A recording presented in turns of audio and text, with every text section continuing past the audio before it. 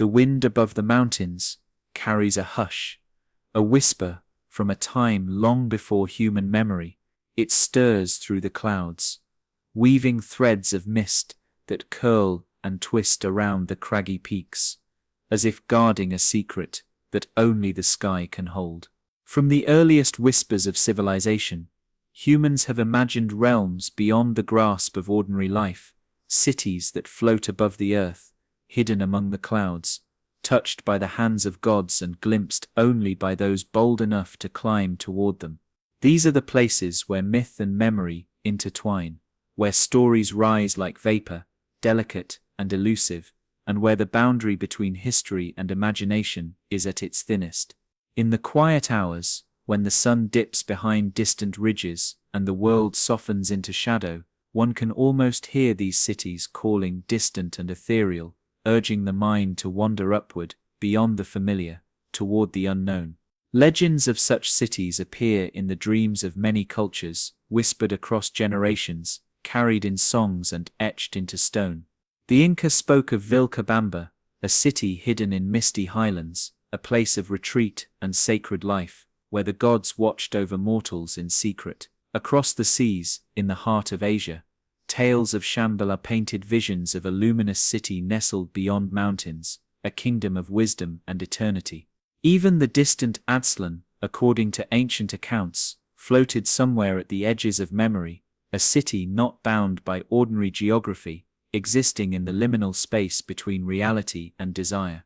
Each story, unique in its details, shares a haunting similarity: the human need to look upward, to imagine that somewhere above, life is not limited by mortality, by scarcity, by the ordinary trials of existence.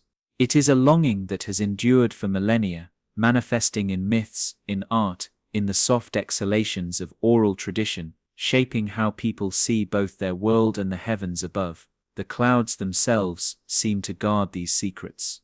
They drift, opaque yet ever-changing, sometimes allowing fleeting glimpses of jagged peaks and stone terraces, other times swallowing them entirely. In the early morning, when the sun rises and the mist clings to mountainsides, entire landscapes vanish into white, leaving only the faint outline of forms that seem both real and imagined. Travelers in ancient times, staring across these veils of fog, often reported sightings of cities perched impossibly upon cliffs, their walls shimmering in the diffused light, their streets empty yet alive with echoes of a civilization that may have existed, or perhaps only in the imagination. These accounts, half lost in translation, half mysterious even to those who recorded them, blur the line between dream and memory, between something seen with the eyes and something known by the heart. There is a particular quality to the sky in these regions, a silence and expansiveness that invites contemplation. The air thins, the clouds swirl, and even the wind seems to slow, as if the natural world itself concedes that some truths are too delicate for ordinary perception. In this stillness, humans have always felt the presence of something greater, something that hovers just beyond comprehension. In legends, these cloud cities are often described as places of light and harmony, contrasting with the chaos below, the bustling villages, the harsh terrain, the inevitable suffering of life at lower elevations. The contrast is stark. Here is a city that seems untouched by time, serene and eternal, its perfection almost cruel in its inaccessibility. To imagine such a place is to feel both awe and melancholy, to desire connection with the divine while recognizing the impossibility of fully reaching it. Histories are intertwined with these myths in subtle ways, even where archaeology cannot confirm the presence of a city literally floating among the clouds. Evidence of human habitation at extraordinary altitudes, of temples and terraces carved into sheer cliffs, hints at a fascination with reaching skyward. Civilization's desire to elevate itself, through architecture, religion, and imagination, reflects an enduring hope that there is more than the visible world, more than what can be touched and counted. And yet, the very act of looking up, of seeking these distant places, carries with it a paradox. The higher one climbs, the thinner the air, the colder the wind, the more treacherous the path.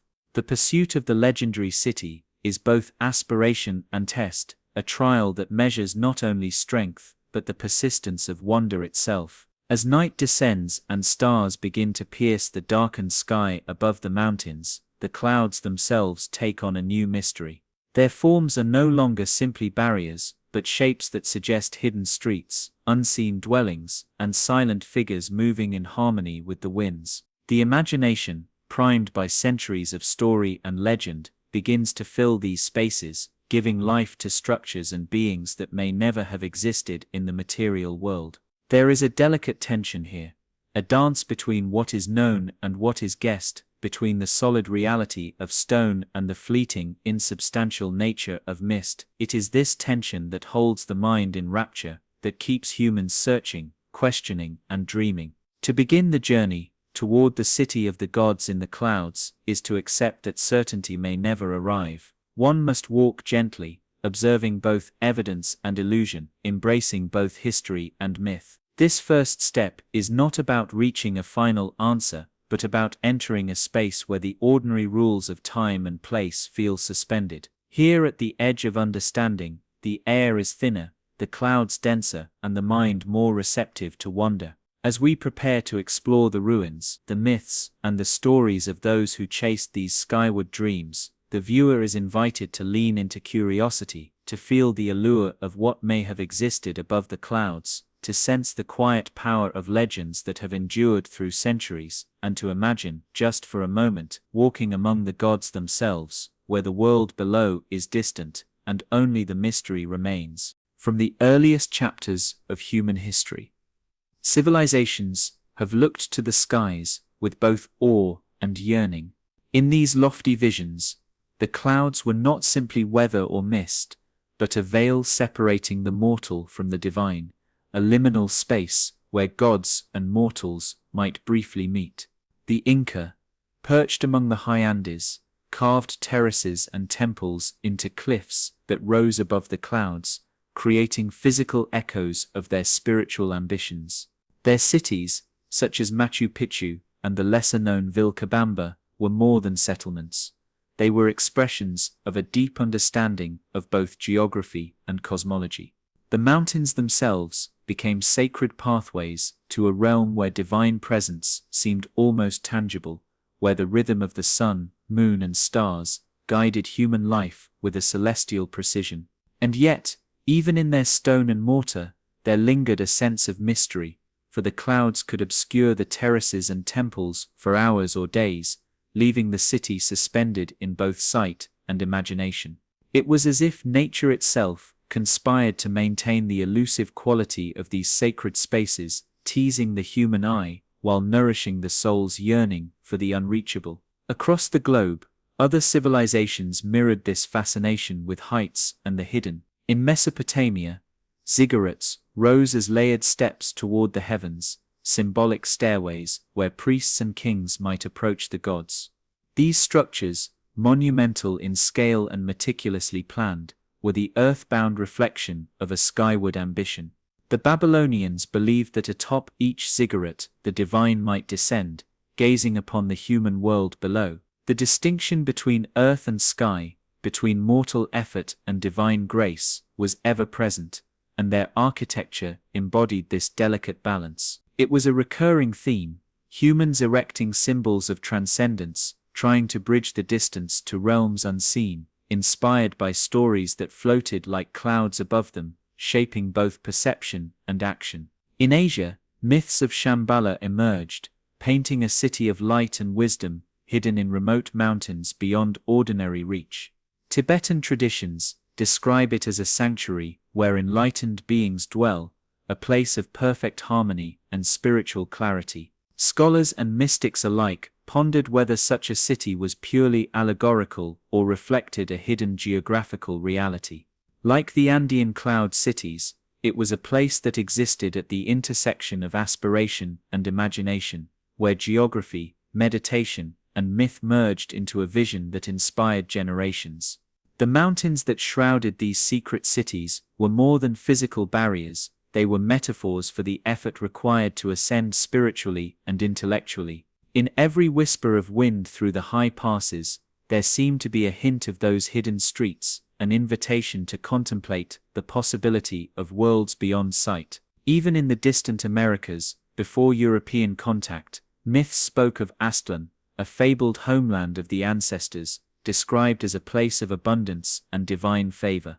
The precise location was never revealed, and its existence may have been more symbolic than literal, yet it captured the human imagination in ways that inspired migration, storytelling, and cultural identity. The idea of a city beyond reach, whether in clouds, mountains, or mythic horizons, resonates with the universal human impulse to imagine a realm beyond the ordinary, a space where perfection and sacredness converge. Across civilizations, a pattern emerges. Humans project their longing for connection with the divine into the verticality of the landscape, using geography, architecture, and narrative to create a bridge between the known and the unknowable. In the construction of these sacred cities, the natural world played a crucial role. High altitudes, cloud-covered peaks, and remote valleys were not simply chosen for defense or isolation. They were chosen because the environment itself elevated human consciousness. The thinner air, the sweeping views, the constant play of shadow and mist, all fostered a sense of otherworldliness.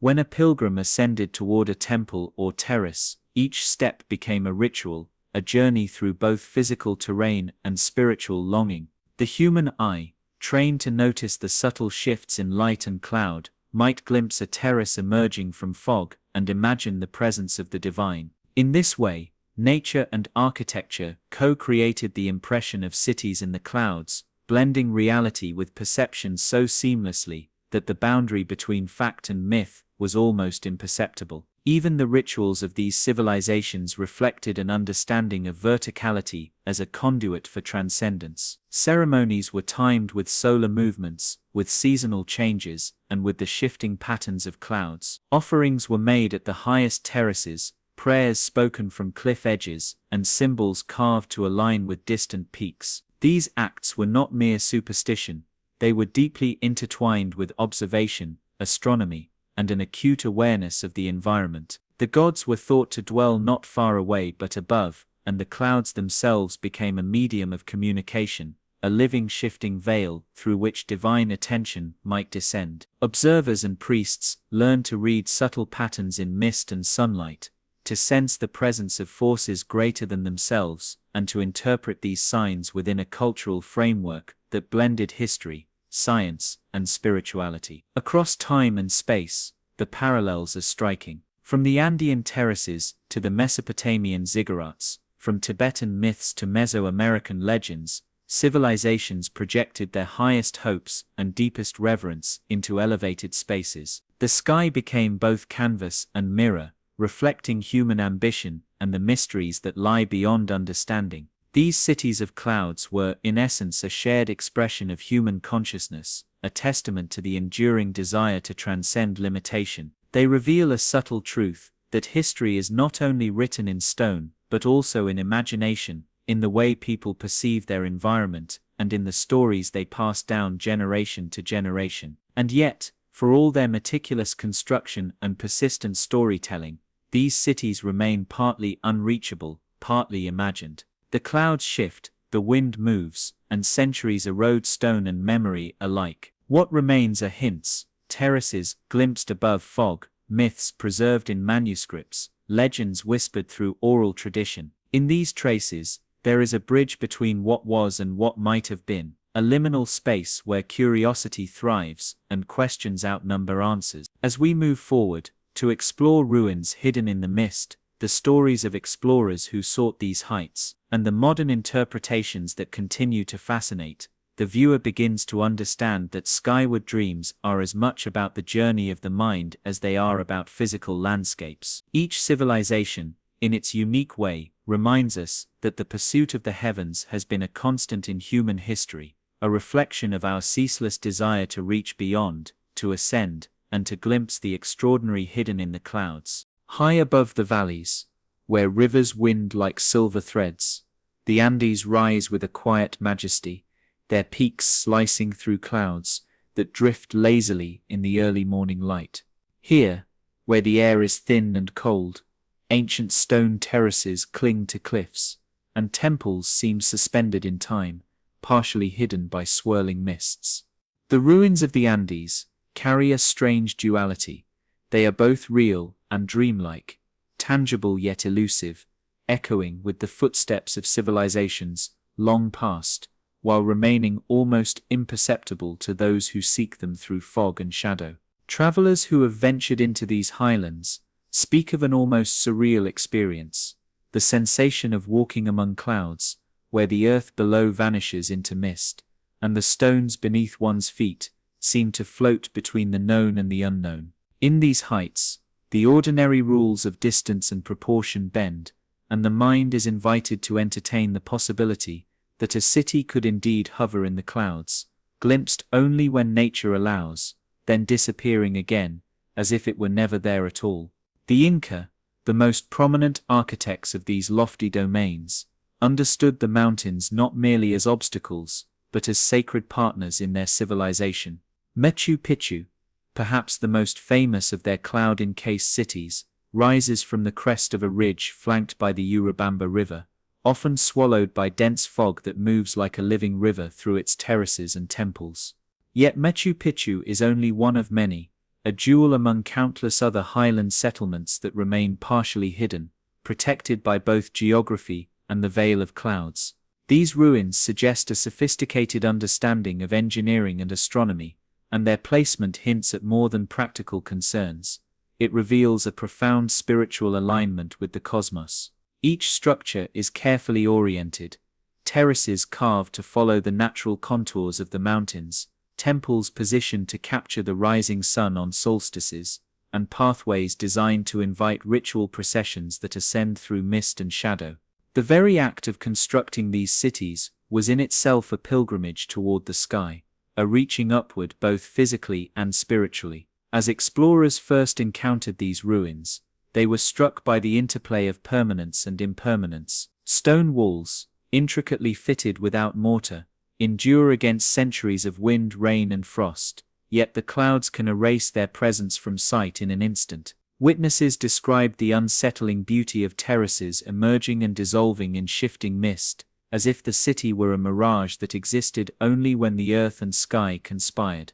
This dance between solidity and illusion reinforces the idea that these highland cities straddle the line between reality and legend. Some theorists even suggest that the cloud cover was deliberately embraced by the Inca, who may have recognized that a city shrouded in mist could simultaneously hide and reveal, inspiring awe while protecting sacred spaces. In this way, nature itself becomes part of the architecture, a co-creator of mystery and an ever-changing backdrop to human ingenuity. Local folklore enhances the ethereal quality of these ruins. Villagers speak in hushed tones of cities appearing in clouds during certain seasons, of ghostly figures walking terraces shrouded in mist, and of paths that seem to vanish behind sudden fog banks. These stories, passed down through generations, blur the line between history and myth. It is tempting to dismiss them as imagination, yet the consistency of accounts across centuries suggests a deeper truth,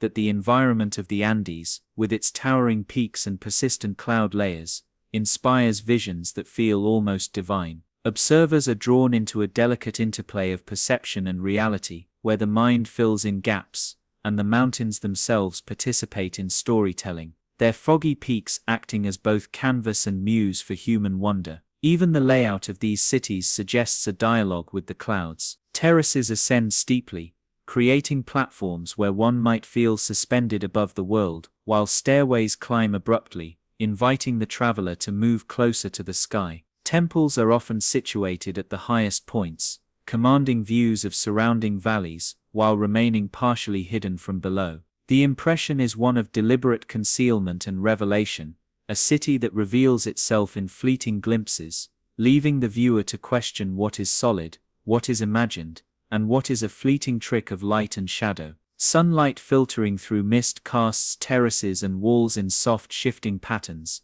creating a sense of movement even where the stone is unmoving. Each cloud-laden morning offers a different perspective, a constantly evolving landscape that reinforces the sensation of a living city breathing with the rhythms of nature. Archaeologists who study these sites are continually fascinated by the ingenuity required to sustain life at such altitudes. Water management systems, agricultural terraces, and structures designed to withstand frequent seismic activity all reflect advanced knowledge and careful observation of the environment. Yet even as scientific explanations emerge, they cannot fully diminish the dreamlike quality of the setting. Clouds continue to move like slow rivers, veiling and unveiling the terraces and temples, leaving even the most rational observer with a sense of enchantment. The coexistence of technical mastery and ethereal beauty creates a narrative in which human aspiration reaches toward the heavens, while remaining humbly tethered to the land. The Andean ruins also highlight a theme that recurs throughout the myths of cloud cities: the tension between accessibility and seclusion. The peaks and ridges are not easily traversed, and the cities themselves seem designed to be discovered gradually, their beauty and complexity revealed only through effort and persistence. This reflects a broader philosophical idea present in many ancient cultures, that knowledge, wisdom, and divine contact are earned, not given freely. The clouds act as both literal and metaphorical guardians, challenging those who seek these heights to engage fully with the journey, to embrace both physical exertion and contemplative observation. In this way, the ruins of the Andes are not merely static remnants of a bygone civilization, they are invitations to experience wonder, patience, and reflection. Travelers today, who hike through these misty landscapes, often report sensations akin to what early explorers and local inhabitants described centuries ago. The air feels thinner, the sound of wind against stone amplifies,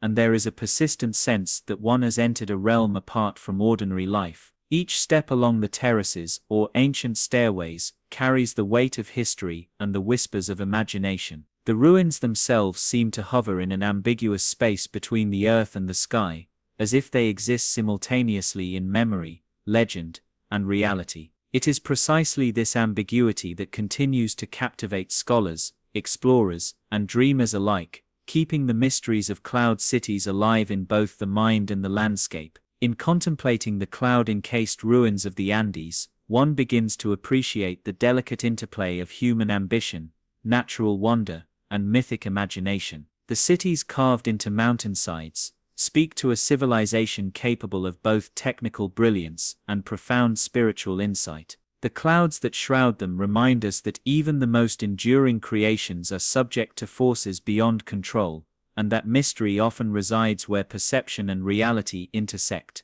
As the sun rises or sets, casting long shadows and painting the terraces in fleeting hues, the Andes seem to whisper secrets of a past intertwined with both earth and sky, suggesting that the pursuit of the legendary city of the gods is as much about understanding our own longing as it is about uncovering tangible ruins. Beyond the peaks of the Andes and across oceans and continents, tales of lost cities have whispered through the winds of countless cultures. These are stories of places hidden from the eyes of ordinary mortals, shrouded in mist, guarded by mountains, deserts, or dense forests, and often only glimpsed in dreams or fleeting visions. In every corner of the world, humans have imagined cities that exist at the boundary between reality and the divine realms, where perfection persists, and the ordinary constraints of life dissolve. From the luminous streets of Shambhala in the high mountains of Tibet, to the fabled land of Aztlan in the far reaches of Mesoamerica, the narratives share a haunting echo, a place where the gods once walked, where mortal ambition and divine favor intertwine, and where the horizon is not a limit, but an invitation to transcendence. These lost cities, whether rooted in geography or in imagination, capture the imagination because they are perpetually just out of reach, shimmering like a mirage at the edge of memory. Shambhala, in particular, has fascinated generations for centuries. Tibetan texts describe it as a hidden kingdom of wisdom, a place of spiritual refinement where enlightened beings dwell, untouched by time or human corruption. It is said to exist beyond mountains that no ordinary traveler could cross, where the ordinary perception of space and distance is transformed by both geography and spiritual discipline. For centuries, monks and seekers have interpreted these descriptions not only as metaphors, but also as guides to a higher consciousness, a psychological and spiritual journey toward clarity and enlightenment. The city's existence challenges ordinary understanding of geography, history, and possibility, suggesting that some realms may be encountered not with feet but with the mind and the heart. Even explorers who have traversed the Tibetan highlands report moments when valleys, peaks, and swirling clouds evoke an uncanny sense of a hidden city, as if the landscape itself is layered with both the real and the imagined. Similarly, in the lore of Mesoamerica, Aztlan represents an ancestral homeland, a city whose exact location is deliberately obscured by time and legend. The narrative of Aztlan carries profound symbolic meaning, reflecting both the yearning for a lost origin and the search for divine favor or destiny. Unlike a purely geographical city, it is a construct that exists simultaneously in memory, myth, and aspiration. Ancient manuscripts and oral traditions describe Aztlan as a place of abundance and sacred significance, yet every description is fragmentary, leaving room for speculation and imagination.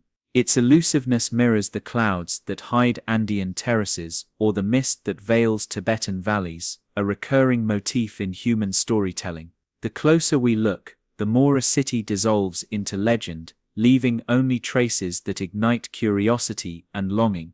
Across Europe, legends also speak of cities that vanish beyond the horizon.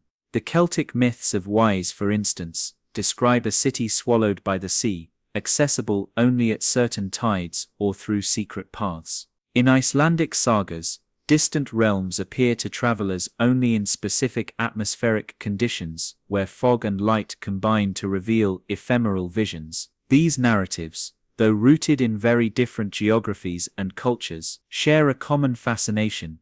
They suggest that certain cities are not merely hidden in space, but exist in a dimension of perception and consciousness, appearing when one's mind is attuned to the rhythms of nature, the movement of clouds, or the subtle alignment of sun and shadow. There is a shared sense of awe and humility in encountering such tales, a recognition that the world is larger, stranger, and more layered than ordinary experience allows. The allure of lost cities is heightened by the human need for stories that reconcile desire and impossibility. Mountains, rivers, oceans, and deserts function as both physical and symbolic barriers, reflecting the difficulty of attaining perfection or the divine. In each tale, the landscape is not merely a setting but a participant in the story, shaping the human experience and testing the perseverance of those who seek it. Cloud cover, shifting fog, and distant horizons amplify this effect, making the search itself a journey of the mind and spirit.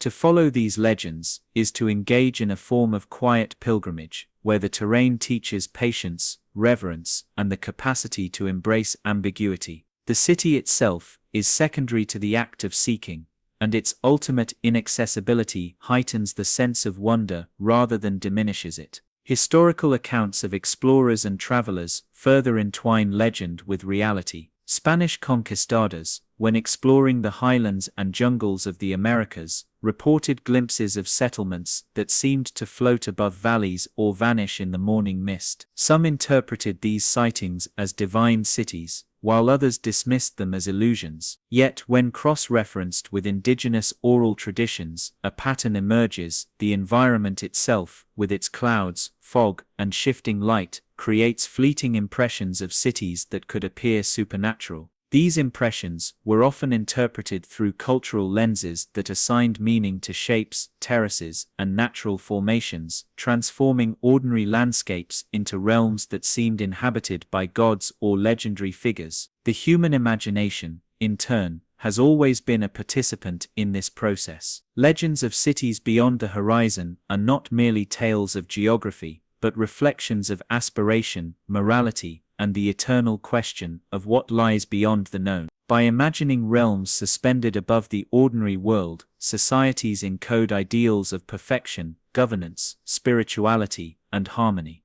These cities, whether real, partially real, or entirely mythical, serve as mirrors for human hope and curiosity. They allow each generation to project longing and possibility into the distance, to envision a place where limitations vanish and where life might follow a higher order. The horizon in these narratives is both a physical and symbolic threshold, reminding us that the pursuit of knowledge, wisdom, and transcendence requires both courage and imagination. Even modern explorers and researchers have been captivated by these narratives, often traveling to remote highlands, dense jungles, or misty valleys in the hope of glimpsing traces of legendary cities. Some report the sudden appearance of terraces or ruins through cloud banks, evocative of the stories passed down for centuries. Others encounter landscapes that seem almost sculpted by imagination, where natural rock formations resemble streets, plazas, or temples, inviting speculation and inspiring wonder.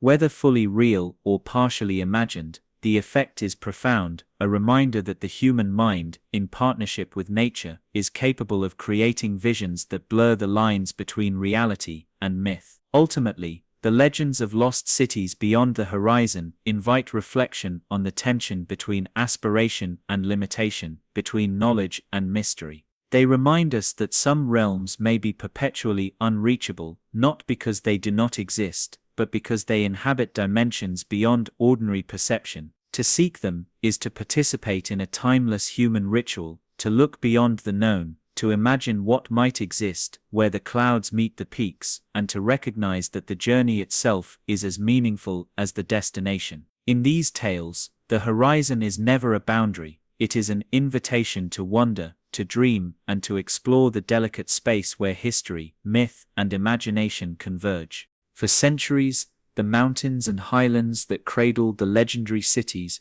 remained largely untouched, their peaks shrouded in clouds, and their paths known only to the few who lived in their shadows. Yet, human curiosity, insistent and unyielding, drove explorers from distant lands to seek them out, to witness with their own eyes the cities whispered about in myths and local lore.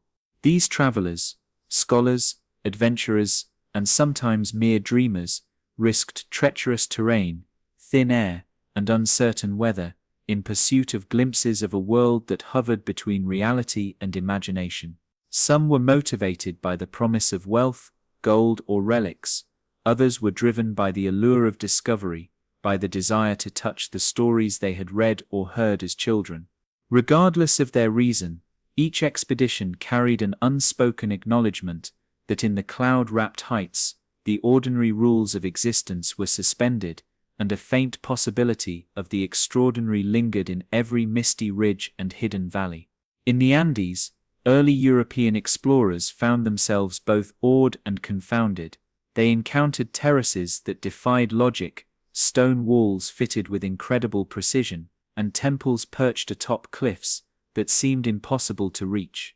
Some claimed to glimpse entire settlements cloaked in clouds, visible only for fleeting moments when the wind shifted and the sun struck the mountains at the perfect angle.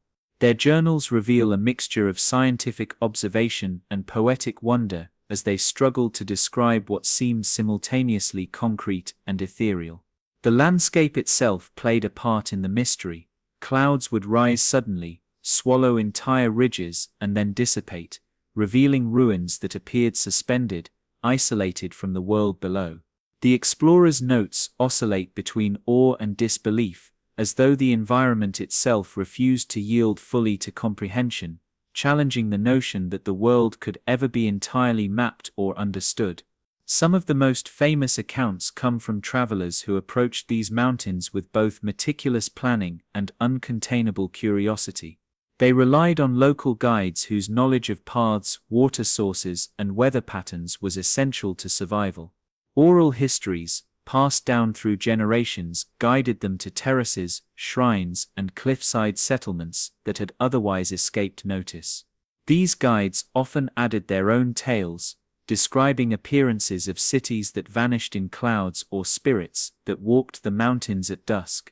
Explorers recorded these stories with varying degrees of skepticism, yet even the most rational accounts betray moments of hesitation, as if the mind recognized something beyond the empirical, something elusive and profound. It was a delicate balance, respecting local knowledge, measuring physical evidence, and allowing room for wonder to breathe. Beyond the Andes, similar pursuits occurred across continents, each shaped by the geography and myths of the region. In Asia, travelers seeking Shambhala ventured into remote highlands, navigating treacherous passes and unpredictable weather. Their journeys were long and arduous, requiring months or even years of preparation and careful observation. Pilgrims and explorers alike spoke of fleeting visions, valleys that seemed to shift in the fog, temples appearing where none had been seen before, and mountains that appeared alive with the presence of unseen beings. These encounters reinforced the sense that cloud cities were not just physical locations but liminal spaces where perception, intention, and environment converged. To see such a place, one had to approach with patience, humility, and attentiveness, for the landscape itself was an active participant in the story. The accounts of these explorers often blend fact and folklore, creating a narrative rich with ambiguity. One moment, a terrace might reveal tools, pottery shards, or evidence of long-forgotten rituals. The next mist would obscure all evidence, leaving only the memory of what was seen. In some cases, explorers reported cities that seemed perfectly intact yet deserted, as if time itself had paused at these elevations. These stories, painstakingly documented in journals and letters, have become primary sources for modern historians and archaeologists, yet they resist definitive interpretation. The clouds, wind, and ever-shifting light transform the environment into a living canvas, where each observer experiences a unique blend of reality and imagination. It is precisely this interplay that has kept the fascination with cloud cities alive, for no two journeys are ever the same, and each glimpse, however brief, feels charged with possibility. Not all expeditions ended in triumph. Many were abandoned due to illness, injury, or insurmountable natural barriers. The mountains demand respect, and countless travelers succumb to fatigue, frostbite, or the treacherous paths hidden beneath clouds. Yet these failures are themselves part of the story, reinforcing the notion that the pursuit of the city of the gods requires more than curiosity. It demands endurance, courage, and a willingness to embrace uncertainty. Some explorers returned with detailed sketches and meticulous notes, while others left only fragmented recollections, anecdotes whispered into letters or journals. In both cases, the human element of striving toward the clouds, of seeking what may never be fully found, is as compelling as any tangible discovery. The psychological aspect of these expeditions is also significant. Travelers often describe a sense of suspended time in the high-altitude landscapes, as though the world below had receded into another reality. The interplay of clouds, light, and altitude creates an almost dreamlike atmosphere, amplifying both awe and disorientation. Observers might see terraces, walls, or temples emerge suddenly from fog, only to vanish moments later, leaving them questioning what is real and what is conjured by imagination. This phenomenon, consistent across cultures and regions, reinforces the idea that cloud cities inhabit a space between perception and reality, between the known and the unknowable. For the explorers, every sighting was a test of discernment, requiring them to balance careful observation with an openness to mystery. Some of the most remarkable accounts also emphasize moments of serendipity. Explorers would follow obscure trails, suggested by local legends, only to discover ruins in locations previously thought inaccessible. Clouds would part at the precise moment, revealing terraces or temples, creating a sense of revelation that felt almost orchestrated by unseen hands. These fleeting glimpses, combined with careful documentation, fueled a growing body of evidence suggesting that cloud cities, though often obscured, were rooted in tangible reality. Yet the ephemeral nature of mist and weather ensured that no single journey could capture the entirety of these high-altitude settlements, preserving their aura of mystery and wonder.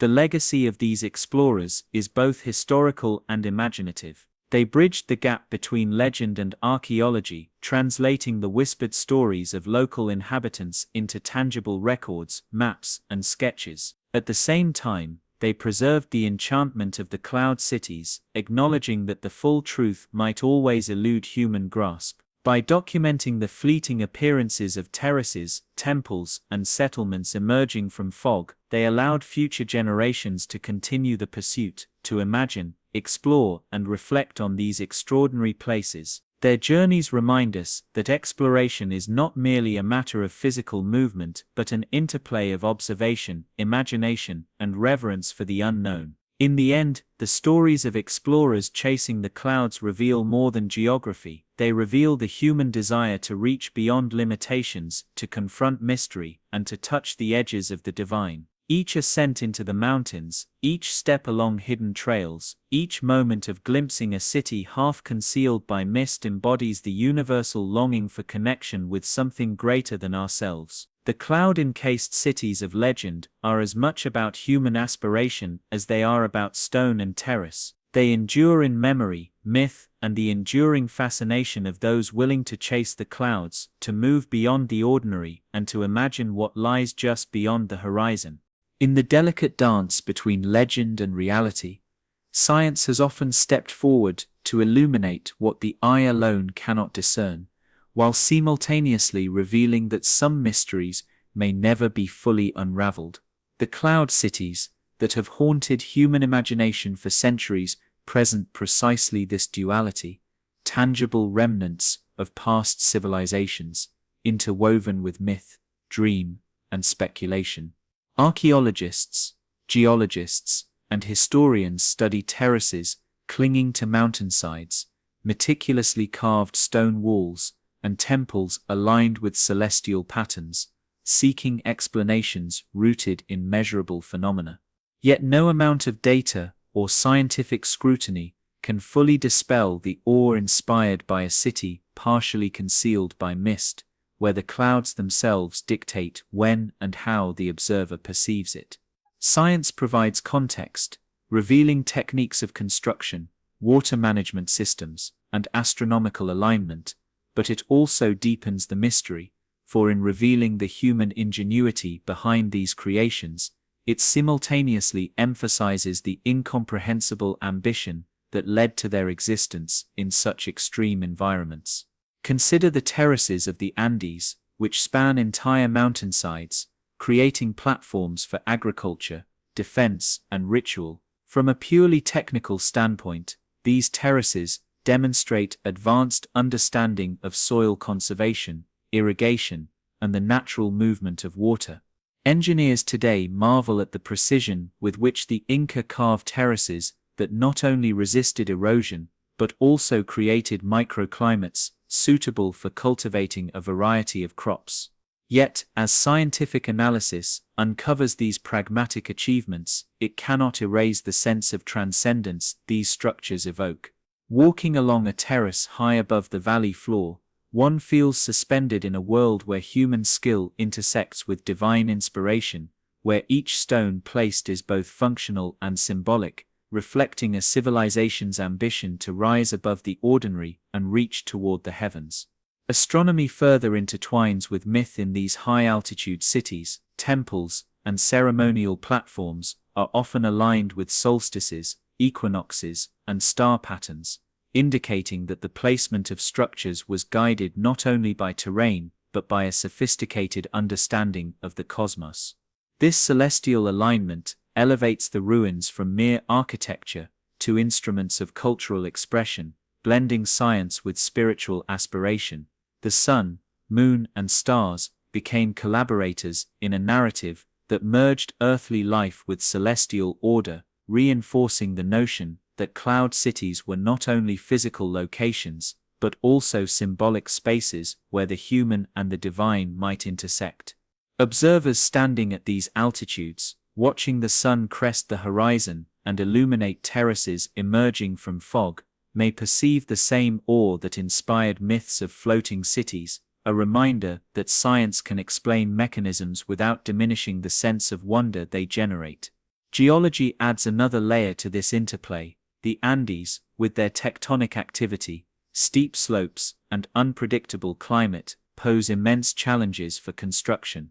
Yet the ruins testify to remarkable adaptation and understanding of natural forces. Stones were carefully selected and fitted to withstand earthquakes, slopes were engineered to manage landslides, water systems were designed to function with minimal intervention. In studying these solutions, scientists gain insight into the ingenuity of ancient engineers, yet each explanation seems to reinforce the extraordinary nature of the endeavor. The cities were not merely practical settlements, they were acts of defiance against the harshness of nature, tangible manifestations of human resilience and vision. And even as geology elucidates the forces shaping the landscape, it cannot account for the ethereal quality of clouds curling around terraces or the fleeting glimpses of distant ruins emerging through mist. Nature itself becomes a partner in the story, shaping perception and inspiring myth. Anthropology and cultural studies offer further insight into the fusion of science and legend. Local communities, whose ancestors inhabited or revered these high-altitude settlements, preserve oral histories rich with symbolism and layered meaning. Stories of cities appearing in clouds, of spirits walking terraces at dawn, or of temples visible only at certain times of year, suggest that perception and interpretation were integral to the human experience of these places. Science can document the structures, measure their alignment, and analyze materials, but it cannot fully capture the subtle interplay of observation, belief, and imagination that defined human interaction with these spaces. These oral traditions function as living records, complementing physical evidence and reminding us that empirical data and human perception are both essential to understanding cloud cities. Even modern technology cannot fully eliminate the sense of mystery. Aerial photography, LiDAR scanning, and satellite imaging reveal terraces, pathways, and settlements invisible from the ground. Yet the clouds continue to perform their ancient role, obscuring or revealing ruins in ways that human instruments cannot predict. Drone footage and satellite maps provide clarity and precision, but when one physically ascends into the mountains enveloped in shifting mist, the effect is profoundly different. The city seems to emerge from nowhere, ephemeral and alive. Science can measure, map, and date, but it cannot capture the temporal poetry of sunlight filtering through cloud, or the way perception shifts as one moves along terraces and stairways. There is a liminal quality here, a tension between knowledge and wonder, between empirical truth and the mind's capacity to dream. In some ways, the dialogue between science and myth mirrors the dual nature of human curiosity. The analytical mind seeks patterns, explanations, and certainty. The imaginative mind seeks meaning, narrative, and transcendence. In cloud cities, both impulses coexist, complementing each other rather than contradicting. The more we learn about terrace construction, water channels, and astronomical alignment, the more we recognize the sophistication of ancient civilizations. Simultaneously, the more we understand, the more the imagination is invited to wander, to consider what the city must have felt like cloaked in mist, to envision festivals on sunlit terraces, or to imagine figures ascending stairways toward unseen temples. Science provides the skeleton, myth provides the soul. This synthesis of fact and mystery is not limited to the Andes.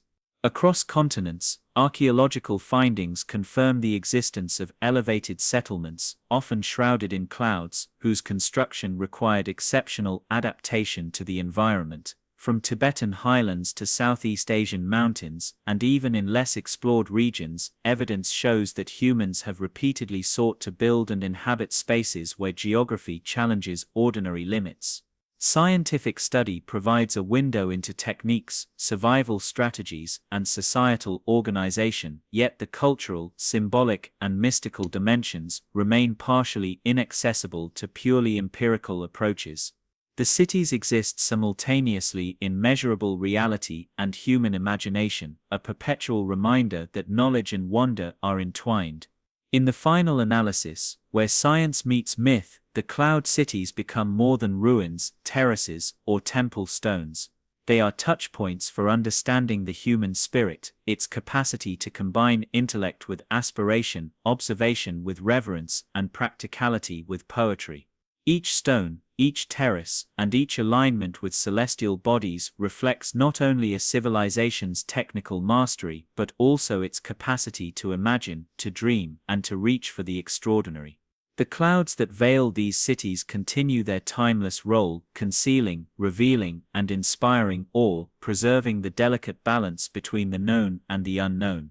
Science deciphers the mechanisms, myth preserves the mystery. Together, they create a richer, deeper understanding, inviting modern observers to engage with these places as both tangible achievements and ethereal dreams, suspended in the intersection of earth, sky, and imagination. The architecture of cloud cities is a study in human ambition and harmony with the natural world, a delicate balance between utility, artistry, and spiritual aspiration. Unlike ordinary settlements, these high-altitude constructions were designed not merely to house people, but to interact with the environment, to harmonize with the rhythms of wind, sun, and cloud. Terraces climb the mountainsides, like the contours of the earth itself, following natural lines and creating a seamless integration of stone and soil. Stairways and pathways wind unpredictably, often appearing as though they emerge from mist, leading to temples and ceremonial platforms perched precariously, yet securely, above valleys below. In every structure there is a dialogue between gravity and vision, between necessity and wonder, where each stone placement reflects both practical considerations and profound aesthetic sensibility. The skill required to construct these cities at such altitudes is remarkable. Builders had to account for steep slopes, frequent earthquakes, and the movement of water through fragile soil. Terraces were engineered to prevent erosion, while providing surfaces for agriculture, and stone walls were carefully fitted, without mortar, a technique known as dry stone construction, allowing them to flex slightly under seismic stress. Water channels were carved to distribute rainfall efficiently, feeding crops and preventing flooding, while reservoirs captured seasonal runoff. Even the placement of doors, windows, and terraces often aligns with sunlight and wind patterns, demonstrating an understanding of environmental engineering that resonates with modern principles of sustainable design. Yet beyond technical mastery, there is a poetry to these arrangements. Terraces that seem to float above valleys, stairways that rise into clouds, and plazas that invite contemplation while commanding sweeping vistas. Temples and ceremonial structures reflect an additional layer of intention, one that merges architecture with cosmology. Many are oriented to align with solstices, equinoxes, or the rising of significant stars, turning the city itself into a kind of instrument for observing celestial cycles. Rituals would have been performed with an acute awareness of these alignments, creating experiences in which the movement of the sun, moon, and stars was directly felt and integrated into human life. The architecture amplifies these experiences, elevating ordinary acts of walking, standing, or observing into rituals of awe. Cloud cover enhances this effect, concealing and revealing terraces, temples, and plazas in a slow, orchestrated drama, as if nature itself participates in the ceremony, turning every glimpse into an encounter with both the tangible and the divine. Even the smallest details of construction reveal the interplay between function and symbolism. Steps are often carefully proportioned to match human movement, while subtly guiding the observer's gaze towards significant vistas or sacred structures. Stone carvings may depict animals, celestial bodies, or abstract patterns, connecting daily life to mythology, cosmology, and the cycles of nature. These embellishments are not mere decoration, they encode meaning and reinforce cultural identity. The architecture speaks a language of balance between permanence and ephemerality, human intention and natural forces, observation and imagination. Standing amidst these terraces and temples, one senses that every element was designed to evoke reflection, humility, and reverence, turning the city into both a living environment and a spiritual landscape. The experience of moving through such a city is unlike traversing ordinary settlements. Pathways twist unpredictably, sometimes leading to sudden views of distant valleys, other times disappearing into clouds that swirl mysteriously around terraces and stairways. There is a deliberate rhythm to these movements, as though the city itself guides the traveler, revealing certain elements while concealing others. The interplay of mist and sunlight creates ephemeral patterns, casting terraces, walls and temples in shifting light and shadow, enhancing the sense of mystery. Each turn and ascent invites reflection, as if the environment is subtly instructing one in patience, observation, and attentiveness, reinforcing the idea that architecture and nature together shape perception and experience. Comparisons across continents reveal shared architectural principles. In the Andes, terraces and temples rise into the clouds. In Tibet, high-altitude monasteries cling to cliffs. In Southeast Asia, mountain temples are perched above jungle valleys. Despite differences in materials, techniques, and cultural context, all share a vision of harmonizing construction with environment, of elevating human habitation into spaces that engage both body and spirit. Clouds and mist are not obstacles, but participants, softening edges, concealing structures, and enhancing the illusion of floating cities. These architectural solutions demonstrate a remarkable understanding of how human perception interacts with landscape, light, and weather, transforming practical necessity into an aesthetic and spiritual experience. The architectural design also reflects societal organization and values. Central plazas and temples suggest spaces for community gathering, religious observance, and ceremonial performance, while terraces and pathways indicate attention to agricultural productivity and daily life. The combination of utility and symbolism suggests that inhabitants understood their environment holistically, integrating sustenance, worship, and social cohesion into a single spatial framework. Architecture becomes a mirror of worldview, revealing how a civilization conceptualizes its relationship with nature, the divine, and each other. High-altitude settlements were not merely shelters, they were expressions of philosophy, cosmology, and cultural identity. Modern observers are often struck by the psychological effects of this architecture, walking along terraces that rise into clouds, observing temples emerging from mist, and following stairways that seem to vanish above the horizon, creates a profound sense of scale and perspective. The physical ascent mirrors a metaphorical one, a journey from the mundane toward contemplation, wonder, and even transcendence. Every element, stone walls, terraces, pathways, and temples, is carefully orchestrated to guide movement, perception, and emotion, blending engineering with narrative, functionality with storytelling. The city becomes a living experience, in which human movement interacts with environment, light and cloud, to evoke awe and reflection. In many ways, the architecture of cloud cities is a form of storytelling, where each stone, terrace, and temple conveys narrative, history, and meaning. The placement of structures, the orientation of stairways, the alignment of temples, and even the flow of water channels are not arbitrary.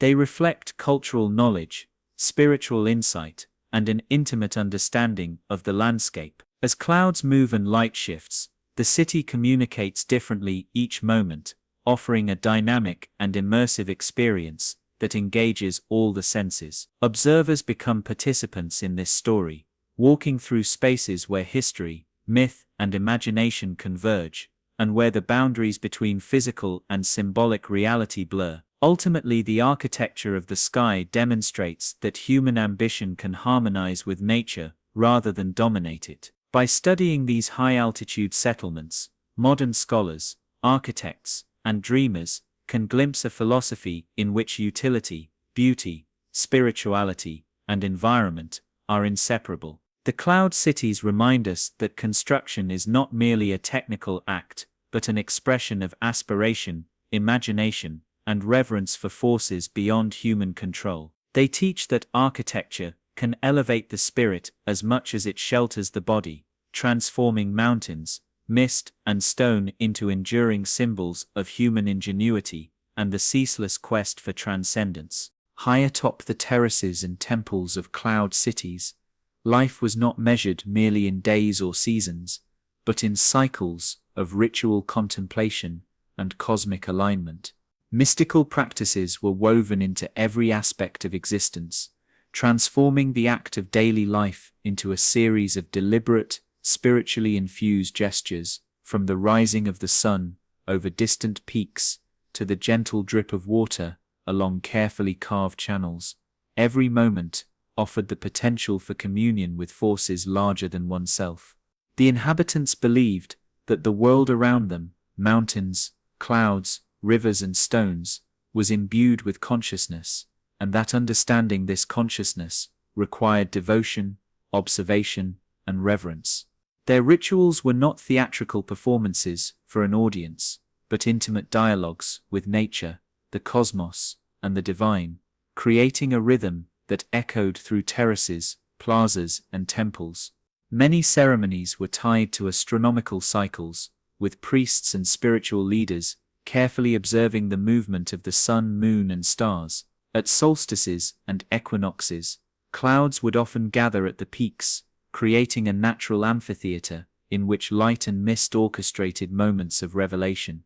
On these occasions, processions would ascend stairways leading to temples perched precariously on ridges, their paths guided as much by spiritual discipline as by physical terrain. Offerings, sometimes of food, sometimes of precious materials, were left at altars aligned with celestial bodies, and prayers were whispered into the wind, believed to carry intentions to the unseen realms. The combination of elevation, cloud, and light made these rituals profoundly immersive, blurring the line between the material and the spiritual, the mundane and the divine. Music and sound played a crucial role in mystical practices. Flutes, drums, and ceremonial bells were employed to harmonize with natural acoustics, their echoes reverberating across valleys and terraces. The sounds would carry on the wind, reaching distant peaks and perhaps even crossing unseen thresholds into otherworldly spaces, or so the practitioners believed.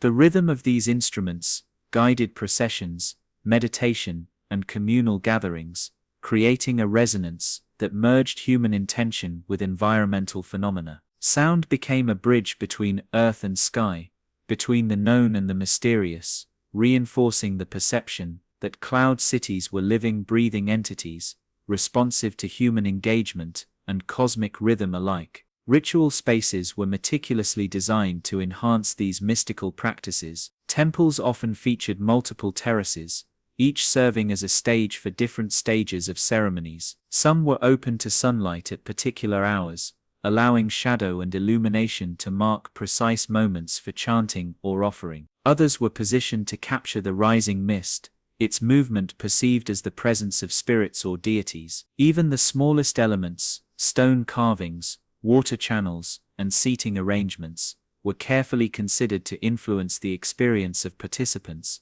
guiding both movement and attention in subtle ways. In this manner, architecture and ritual were inseparable, each reinforcing the other to create profound encounters with both environment and belief. Local myths emphasize that these practices were more than symbolic; they were believed to generate tangible effects on the environment. Offerings to mountains, rivers, and clouds were thought to ensure rainfall, fertile soil, and protective spirits watching over the city. Observers today might see these gestures as symbolic or ritualistic, but within the worldview of the inhabitants, they were practical, essential actions. The clouds themselves were perceived as intermediaries, carrying prayers, revealing visions, or concealing sacred spaces, until the right moment of revelation. In this way, mystical practice was deeply intertwined with survival, environmental understanding, and social cohesion, blurring the distinction between religion,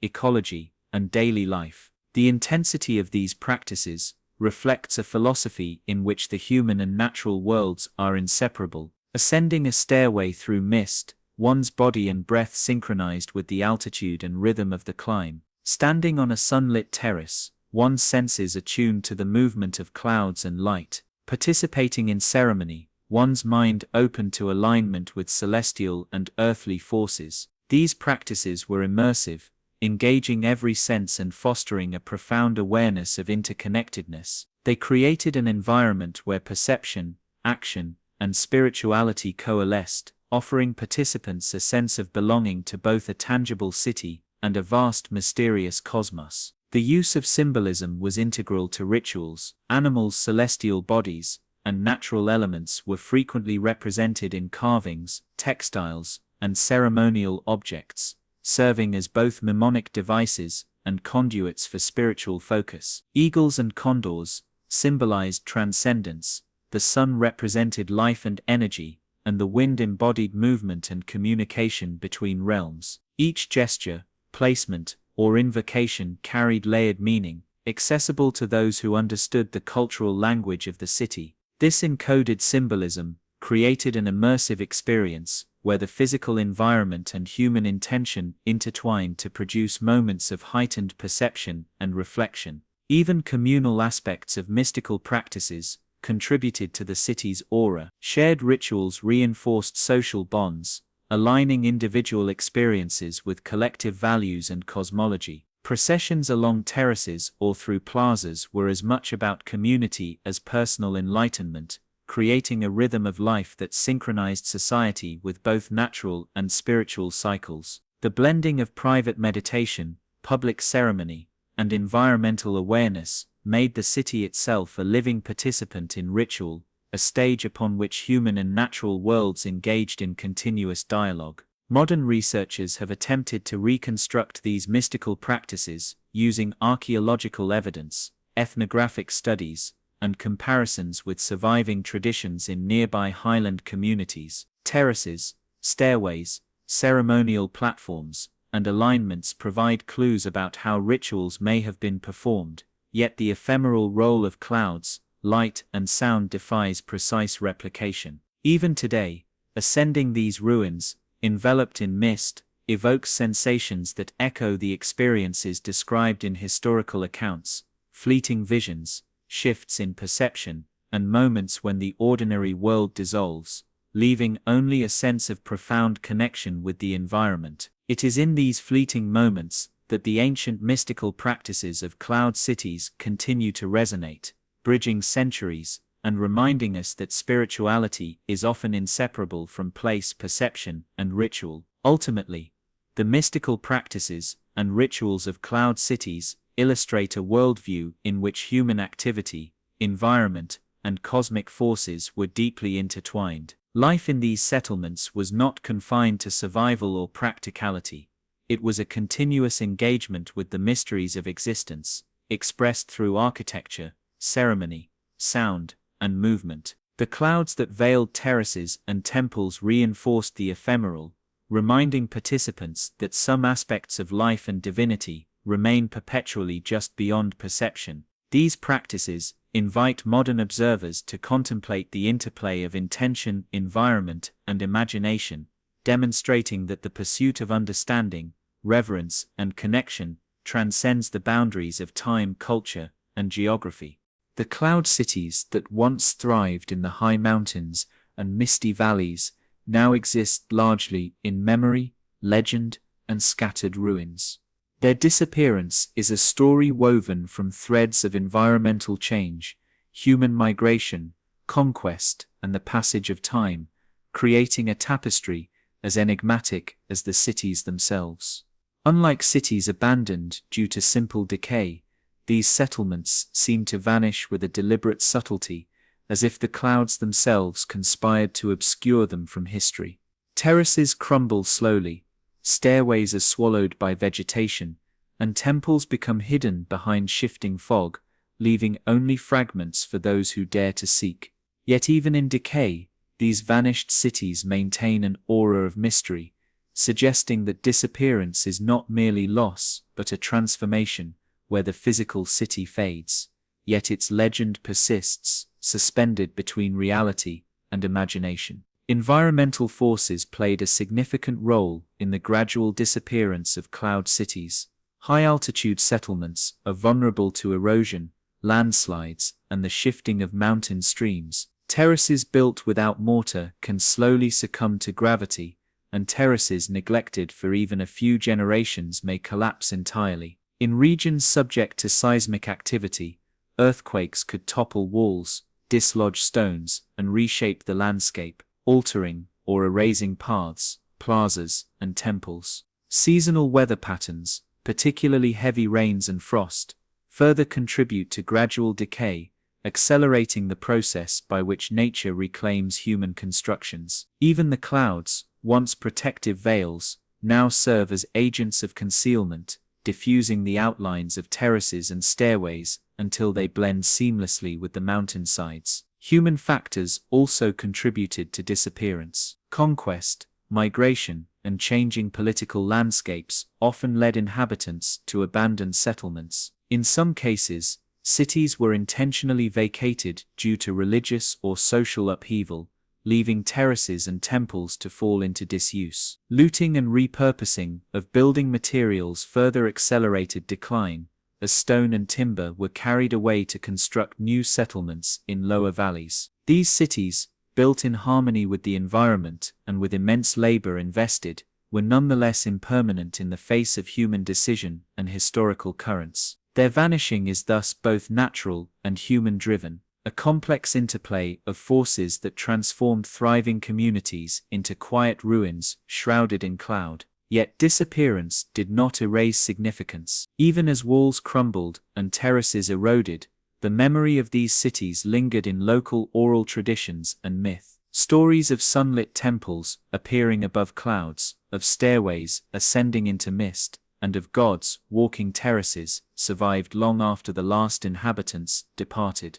These narratives, passed down through generations, preserved both the practical knowledge of architecture and agriculture and the spiritual essence of the settlements. In this way, the act of disappearance became a continuation of presence, a subtle shift from tangible reality to collective memory and imagination. The cloud cities may have vanished from view, but they endured in the stories that inspired explorers, scholars, and dreamers for centuries. Archaeologists and historians often encounter the challenge of distinguishing fact from legend when investigating vanished cities. Excavations reveal terraces, foundations, and artifacts, yet much remains ambiguous, and interpretation depends on piecing together fragmentary evidence. Clouds, mist, and vegetation further obscure physical traces, creating an environment in which ruins seem to appear and disappear depending on light, angle, and weather. Explorers following ancient paths may suddenly glimpse a terrace or temple partially revealed through fog, only for it to vanish moments later, reinforcing the sense that these cities exist in a space between perception and reality. The vanishing act is thus both literal and psychological. Structures decay, yet the mind and imagination preserve a vision that defies complete documentation. Stories of vanished cities often emphasize the fleeting nature of perception. Travelers and explorers recount moments when terraces and temples seem to materialize from clouds, visible for a brief period before retreating again. Some accounts suggest that certain cities were deliberately concealed, hidden in remote valleys or behind treacherous passes, accessible only to those who followed secret paths or understood esoteric knowledge. Whether intentional or coincidental, this phenomenon reinforces the enduring allure of cloud cities. They are never fully present, never entirely graspable, and always teasing the observer with the promise of revelation. The act of disappearing itself becomes part of the mythology, a narrative device that perpetuates curiosity, wonder, and reverence. The philosophical dimension of disappearance is equally profound. Cloud cities remind us that permanence is an illusion, that even the most carefully constructed human endeavors are subject to time, environment, and unforeseen events. Yet disappearance does not equate to annihilation, rather it transforms the city from a physical location into a symbol, a space for contemplation and imagination. In this sense, the vanishing act elevates the cloud city, making it simultaneously more elusive and more powerful in its ability to inspire wonder. The city's legacy is preserved not only in stone but in perception, memory, and myth, ensuring that even without a single intact wall, the essence of the settlement continues to influence human thought and exploration. Comparisons across continents reveal that vanishing is a recurrent theme in human history. From the Andean terraces, lost to landslides and overgrowth, to the Tibetan highland monasteries, abandoned during political upheaval, and even to sunken cities whispered about in European coastal legends, the motif of disappearance recurs. These phenomena demonstrate the fragility of human endeavor in extreme environments, the susceptibility of constructions to nature, and the persistence of cultural memory even after physical absence. Vanished cities are thus simultaneously cautionary and inspirational. They remind us of the transience of human labor and the enduring power of imagination and storytelling. Modern technology has helped uncover traces of these vanished cities, yet the experience retains an element of ephemeral wonder. Satellite imaging, LiDAR, and aerial photography reveal terraces, stairways, and temple foundations obscured by vegetation or clouds, confirming the existence of structures once thought lost. Even so, the physical uncovering does not diminish the sense of mystery. Clouds and mist continue to conceal, light continues to shift, and perception continues to play a critical role in how these places are experienced. Archaeology can reveal details, but it cannot fully replicate the awe felt by explorers who first glimpsed terraces emerging from swirling clouds, or the quiet reverence inspired by temples perched above mist-filled valleys. Ultimately, the vanishing act of cloud cities is a testament to the intricate interplay between human ambition, environmental forces, and the enduring power of myth. These settlements did not simply fade, they transformed, moving from tangible spaces into realms of memory, imagination, and legend. Their terraces, temples, and stairways remain partially visible, yet the clouds, vegetation, and time conspire to preserve the sense of mystery, ensuring that no single observer can ever fully comprehend their totality. In their disappearance,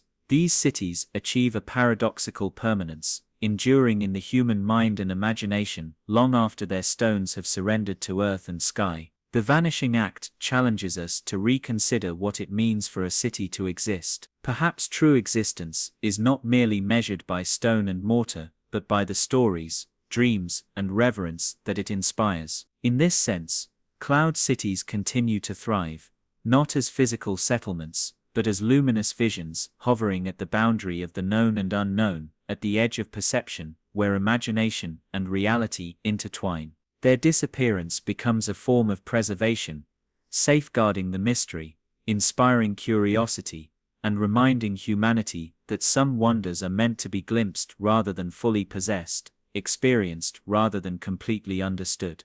The allure of cloud cities has not waned over the centuries.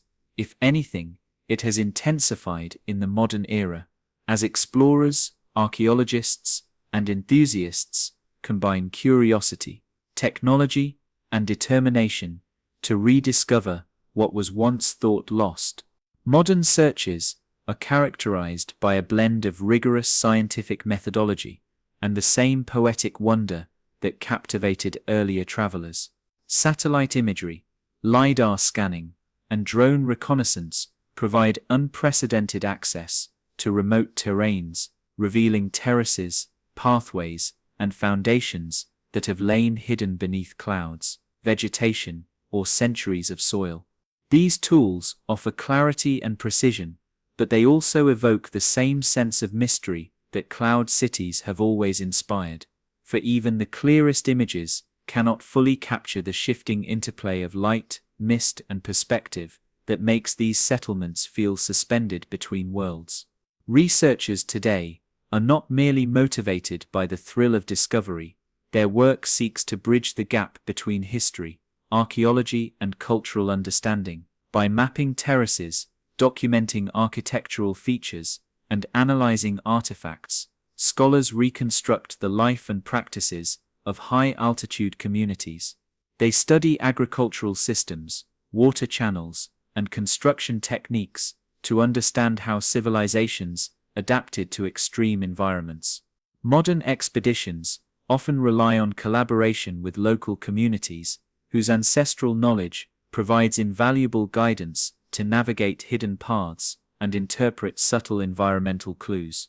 These combined efforts create a dialogue between ancient wisdom and contemporary science, echoing the approach of earlier explorers while expanding the tools and insights available to uncover the past. Some rediscoveries have generated international fascination, capturing the imagination of scholars and the public alike. Entire terraces, once thought destroyed, have emerged from overgrown slopes, revealing stonework of astonishing precision. Temples and ceremonial platforms have been documented with attention to their alignment with celestial cycles, shedding light on the sophisticated astronomical understanding of past civilizations. The moment of rediscovery is often accompanied by a profound sense of awe. Terraces rise like islands from mist, stairways vanish into clouds, and the interplay of sunlight and fog evokes the ethereal quality described in centuries-old accounts. These experiences confirm that cloud cities were not merely mythical constructions. They are rooted in human ingenuity, yet perpetually infused with the poetic ambiguity that inspired their legends. Modern searches are also guided by historical records and early explorers' journals. These documents, filled with sketches, descriptions, and observations, provide clues to locations that might otherwise remain hidden. By cross-referencing archival material with modern technology, researchers can identify likely sites, anticipate environmental challenges, and understand the cultural context of structures. Even so, the experience of rediscovery often defies expectation. Mist, vegetation, and shifting terrain create an unpredictable environment, and glimpses of terraces or temples may appear and disappear as clouds shift, echoing the experiences of early explorers. This unpredictability maintains the aura of mystery, reminding modern observers that cloud cities are as much about perception and timing as they are about physical structures. The psychological dimension of rediscovery is striking. Researchers report feelings similar to those described by explorers centuries ago, moments of suspended time, a sense of walking between worlds, and an awareness that the city itself seems to observe the visitor. Clouds and light transform static stone into a dynamic environment, evoking emotion, reflection, and wonder. Each ascent along terraces, each careful step up a stairway, and each partial revelation of a temple or platform engages the senses and imagination, creating an experience that is both archaeological and deeply human. Modern tools may measure, record, and analyze, yet they cannot replicate the ephemeral quality that makes cloud cities uniquely compelling. Technological advances have not eliminated challenges. In fact, they often reveal new complexities. Drones can map vast areas, but rugged terrain and unpredictable weather continue to limit accessibility. LiDAR scanning penetrates dense vegetation, but requires interpretation, as terraces and pathways may appear fragmented or obscured. Even satellite imaging, with its bird's-eye perspective, cannot capture the transient play of light and cloud that makes terraces and temples appear suspended. These limitations preserve the sense of discovery, ensuring that modern searches are not merely mechanical exercises, but journeys of exploration, patience, and intuition. The human element remains essential, guiding observation, interpretation, and the subtle art of noticing what technology alone cannot reveal. Rediscoveries also spark debates about preservation and ethics. As hidden sites emerge, scholars and local authorities must balance the desire for research and tourism with the need to protect fragile ruins. High-altitude environments are delicate, and terraces or temples exposed to human activity can deteriorate rapidly. Responsible exploration emphasizes minimal interference, respect for cultural heritage, and collaboration with local communities. In doing so, modern searches honor both the tangible and intangible legacy of cloud cities, preserving stone and soil while respecting stories, rituals, and memory that continue to animate these landscapes. The rediscovery process illuminates the broader significance of cloud cities in human history. These settlements exemplify the ingenuity required to thrive in extreme environments, the sophistication of architectural and agricultural knowledge, and the integration of spiritual and social life. By bringing these cities into focus, modern researchers provide context for understanding how humans have historically interacted with nature, adapted to challenges, and created meaning through both practical and symbolic practices. Rediscovery also renews the dialogue between science and myth, revealing that the city's extraordinary placement, ethereal qualities, and alignment with natural and celestial phenomena were intentional, thoughtful, and deeply meaningful.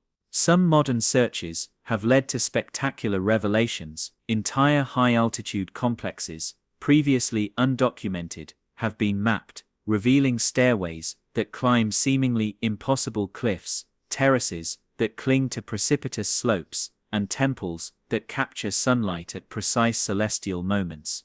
Each finding is a testament to human ingenuity and ambition, yet the clouds continue to preserve their mystique. Observers may see the structures one moment and find them veiled the next, creating an experience that mirrors the historical accounts of fleeting appearances and partial glimpses. In this way, modern rediscoveries do not demystify cloud cities, they reinforce the interplay between tangible achievement and ephemeral wonder. The act of rediscovery is also a meditation on time and continuity. By tracing terraces, pathways, and temples, researchers connect with individuals who walked the same stones centuries ago, who lived, prayed, and built in alignment with natural and spiritual cycles. Each observation, sketch, and photograph extends the legacy of cloud cities, bridging the past and present. The landscape itself, shaped by human hands and natural forces, becomes a canvas on which both history and imagination converge, inviting reflection on human aspiration, resilience, and creativity. Ultimately, modern searches and rediscoveries illustrate that cloud cities are not lost, they are waiting, veiled by clouds and memory, ready to reveal themselves to those who approach with patience, respect, and curiosity. Each expedition, whether guided by technology, intuition, or local knowledge, reinforces the sense that these cities exist in the liminal space between reality and myth. They remind us that discovery is not merely about finding objects, structures, or terraces, but about encountering a vision, a story, and an experience that transcends time. The cities continue to rise in our imagination, hovering in clouds, inspiring awe, and inviting us to glimpse, if only briefly, the extraordinary realms that humans once built in harmony with sky, stone, and spirit. Even as terraces crumble and temples fade into mist, the legends of cloud cities persist, carried by oral traditions, written accounts, and the enduring fascination of those who seek the extraordinary. These stories, passed down through generations, preserve more than mere memories of stone and soil. They encode human wonder, spiritual insight, and a deep awareness of the landscape. In many regions, elders recount tales of cities appearing in clouds, visible only at certain times of day, or revealed to those who possess knowledge, courage, or purity of intention. These narratives blur the line between reality and imagination, allowing the cities to exist simultaneously as physical locations and as ethereal visions suspended in the human consciousness. The persistence of such legends underscores the resilience of cultural memory and the human desire to connect with places that inspire awe, mystery, and reverence. Many legends emphasize the fleeting, elusive nature of cloud cities. Stories abound of explorers or travelers, glimpsing terraces and temples through rolling mist, only to find them vanished moments later. Some accounts describe cities that appear at dawn, bathed in sunlight, but disappear as clouds thicken, suggesting that their very existence is tied to natural phenomena, celestial cycles, or even divine will. These tales capture the imagination, encouraging listeners to wonder whether the cities are genuinely hidden by mist, or if they exist in a liminal space where perception and reality intertwine. Such narratives reflect an understanding that knowledge alone cannot capture all truth.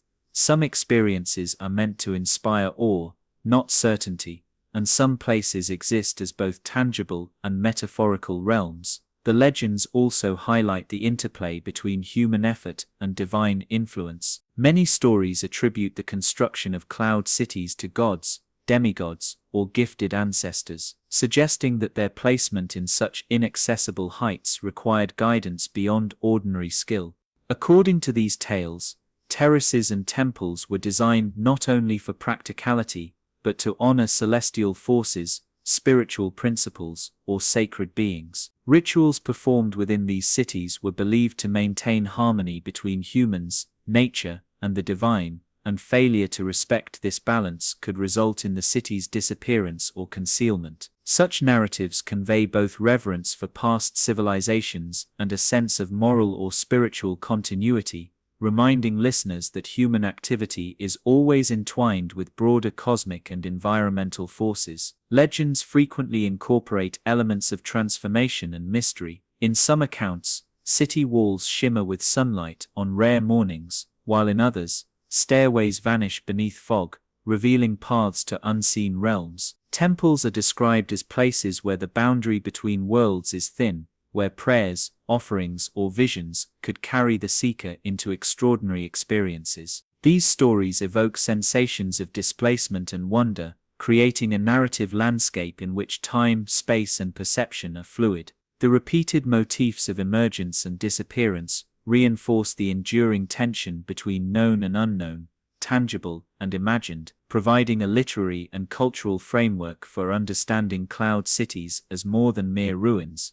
They are spaces where human aspiration and natural phenomena converge to produce experiences that defy ordinary explanation. Oral traditions also serve as repositories of knowledge about architecture, agriculture, and ritual. Elders and storytellers recall which terraces were used for crops, where temples were aligned with solstices or star patterns, and how water was channeled through high-altitude settlements. While the emphasis is often poetic or symbolic, these accounts preserve practical information embedded within a narrative structure. By listening to these stories, modern researchers gain clues about layout, construction methods, and cultural practices that might otherwise be lost to time. Legends thus function as bridges between empirical understanding and imaginative interpretation, ensuring that cloud cities retain both historical significance and mythic resonance. The transmission of these stories is itself a form of preservation. Even when physical traces are hidden beneath clouds,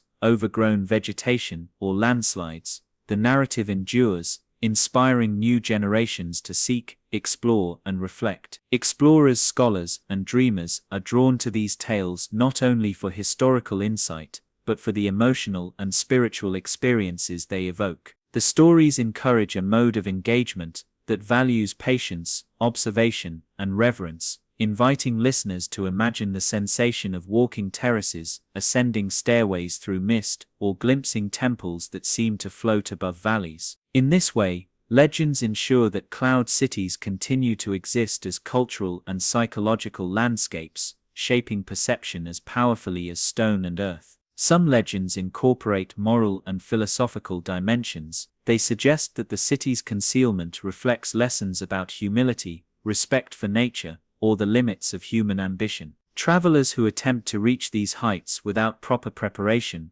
understanding, or reverence often fail, reinforcing the idea that access to cloud cities is not merely physical, but ethical and spiritual. These motifs echo broader themes in mythology worldwide, where sacred or extraordinary spaces require readiness of mind and spirit, as well as body. In cloud city narratives, disappearance and revelation are entwined, transforming exploration into both a literal and allegorical journey, highlighting human responsibility and the subtle interplay between effort, insight, and mystery. Legends also thrive in the modern imagination, inspiring literature, film, and academic research. Writers and filmmakers draw on tales of terraces emerging from clouds, stairways disappearing into mist, and temples aligned with stars, creating works that capture both historical curiosity and poetic awe. Academics reference oral histories to contextualize archaeological findings, while enthusiasts explore remote mountains in pursuit of the elusive ruins described in stories. The interplay between myth, memory, and material evidence creates a multi-layered experience in which cloud cities exist simultaneously as historical fact, imaginative construct,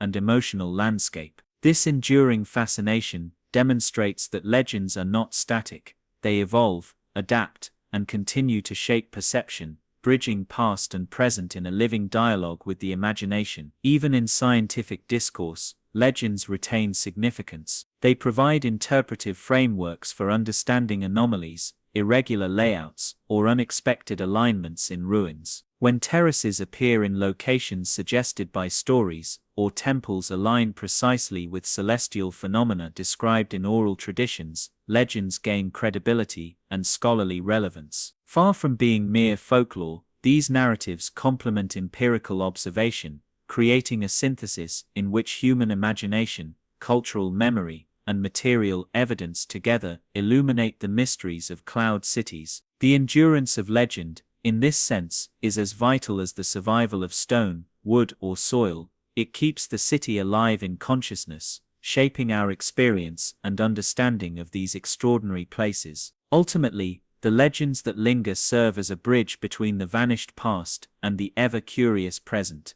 They invite us to consider cloud cities not simply as archaeological sites, but as experiences, ideas, and spaces of imagination. The stories preserve awe, reverence, and mystery, ensuring that cloud cities continue to hover in perception, even when obscured by clouds or lost to time. Through legend, terraces, temples, and stairways remain accessible to the mind and spirit, guiding us through a landscape that is as much poetic as it is historical, as much imagined as it is real. The enduring power of these legends lies in their ability to sustain wonder. They remind us that not all knowledge is found in measurement, mapping, or excavation. Some is encountered in perception, imagination, and the quiet act of observation. The cloud cities continue to teach, inspire, and challenge us, existing as sites of human ingenuity, spiritual aspiration, and poetic resonance. In preserving these tales, humanity maintains a connection to landscapes that are both physical and ethereal, ensuring that the mystery of cloud cities endures across centuries, cultures, and generations. The enigmatic placement of cloud cities has inspired centuries of speculation regarding their purpose and the sources of power they embodied. Scholars, explorers, and local storytellers alike have sought to understand why these settlements were built at such dizzying altitudes, seemingly suspended between earth and sky. Some theories propose practical motivations. High terraces offered defensive advantages, fertile slopes captured rare sunlight for crops, and mountain streams provided fresh water. Others emphasize spiritual or symbolic considerations, suggesting that the cities were deliberately positioned to align with celestial bodies, to connect with the divine, or to create a sense of transcendence that permeated daily life. The tension between practical function and mystical significance lies at the heart of cloud city studies, inviting us to consider that these settlements were neither solely utilitarian nor purely symbolic, but an extraordinary fusion of both. One prevailing theory highlights the strategic use of altitude as a source of security and control. From their elevated positions, inhabitants could monitor surrounding valleys, observe approaching travelers, and defend against potential invaders with relative ease. The terraces and stairways, often winding and steep, were designed not only for accessibility, but also for deterrence, ensuring that only those who knew the paths or possessed physical and spiritual preparation could reach the city's core. In this sense, altitude itself became a form of power, providing both protection and authority, and reinforcing the societal hierarchy embedded within architectural layout. Temples and central plazas, often at the highest points, may have symbolized not just spiritual preeminence, but also governance and oversight, blending material control with sacred legitimacy. Other scholars emphasize the spiritual or cosmological dimension of purpose. Cloud cities frequently exhibit alignments with solstices, equinoxes, and particular stars or constellations, suggesting that their placement was intended to facilitate observation of celestial cycles. Temples oriented toward the rising sun, stairways illuminated at specific hours, and ceremonial platforms positioned to capture shadow and light all indicate that architecture was a tool for connecting the earthly with the divine. Rituals performed in these spaces were therefore inseparable from the environment. Clouds, mist, sunlight, and wind became active participants, shaping perception, invoking awe, and reinforcing cosmological narratives. Power, in this framework, derives not solely from physical advantage, but from an intimate relationship with forces greater than humanity, allowing the city to function as both residence and instrument of spiritual alignment. Agricultural and environmental considerations offer additional insight into theories of purpose. Terraces, water channels, and reservoirs reflect sophisticated engineering and ecological understanding, ensuring sustainable food production in otherwise challenging conditions. High-altitude cultivation required meticulous planning, from soil composition and crop rotation to irrigation and frost management. By mastering these techniques, inhabitants demonstrated not only practical intelligence, but also control over natural forces, reinforcing both material and symbolic power.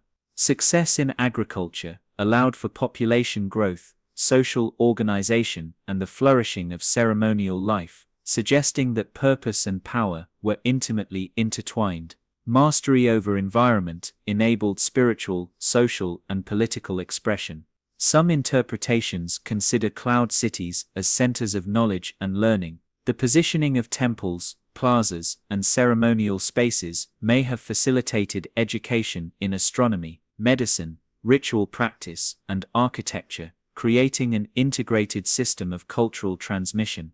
Stairways leading to secluded temples could have provided spaces for meditation, teaching, and initiation, where novices learned techniques, observed natural phenomena, and developed spiritual insight. By concentrating knowledge in elevated, remote locations, societies ensured both protection and reverence, allowing wisdom to flourish while remaining insulated from everyday distractions or external threats. Power, therefore, emerges not only from defense or ritual, but from control and cultivation of knowledge, a principle evident in many high-altitude civilizations worldwide. The combination of defense, spirituality, agriculture, and knowledge reveals a sophisticated understanding of multifaceted power. Cloud cities were not built to serve a single purpose. Their design reflects a holistic approach in which physical, symbolic, and social dimensions interconnect seamlessly. Each terrace, stairway, and temple embodies layers of meaning, conveying information about hierarchy, belief systems, environmental mastery, and cosmological awareness. Observers today often perceive these cities as magical or mystical precisely because they integrate so many forms of human ingenuity, creating an environment in which every action, path, and structure serves multiple functions simultaneously. Some theories extend beyond the tangible to consider psychological and societal influence. The verticality of the city, the experience of ascending stairways through mist, and the sight of temples perched above clouds may have been designed to inspire awe and reinforce authority. Inhabitants and visitors alike would experience both humility and wonder, feeling the presence of higher powers or ancestral guidance in the very act of movement and observation. Power, in this interpretation, is experiential. It is conveyed through space, perception, and ritual rather than solely through force or material wealth. Architecture becomes a medium for shaping behavior,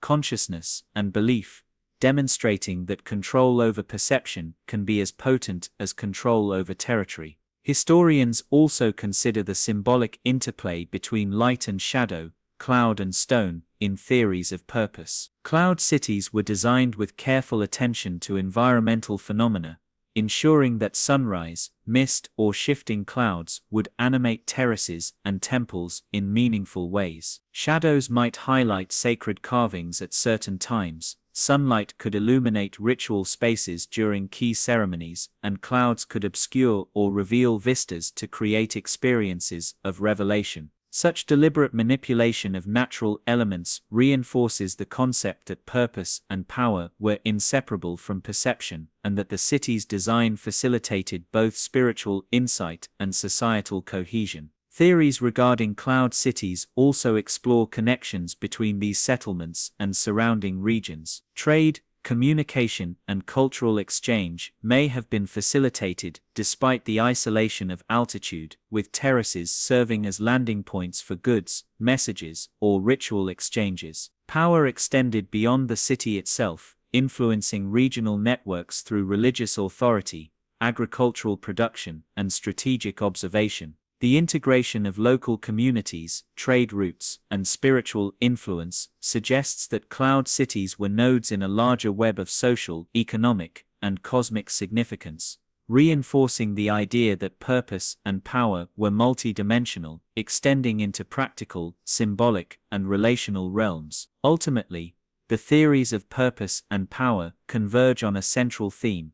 Cloud cities were extraordinary expressions of human ambition, ingenuity, and reverence for both the visible and invisible world. They were simultaneously defensive fortresses, centers of learning, agricultural systems, ceremonial landscapes, and instruments of spiritual experience. Their design embodies a philosophy in which utility, beauty, perception, and imagination are inseparable, demonstrating that architecture and landscape can communicate power in subtle and profound ways. The city's altitude, alignment, and interaction with clouds and light reveal an understanding that physical space, environment, and human experience are intertwined, producing an enduring sense of awe and authority. Even as debates continue and new evidence emerges, the purpose of cloud cities remains both tangible and elusive. Practical functions can be reconstructed through terraces, stairways, and water systems. Spiritual intent is inferred from alignments, ceremonial platforms, and oral tradition, and psychological influence is felt in the very experience of ascending, observing, and participating in these spaces. Power in all its forms is encoded into the city's architecture, orientation, and design,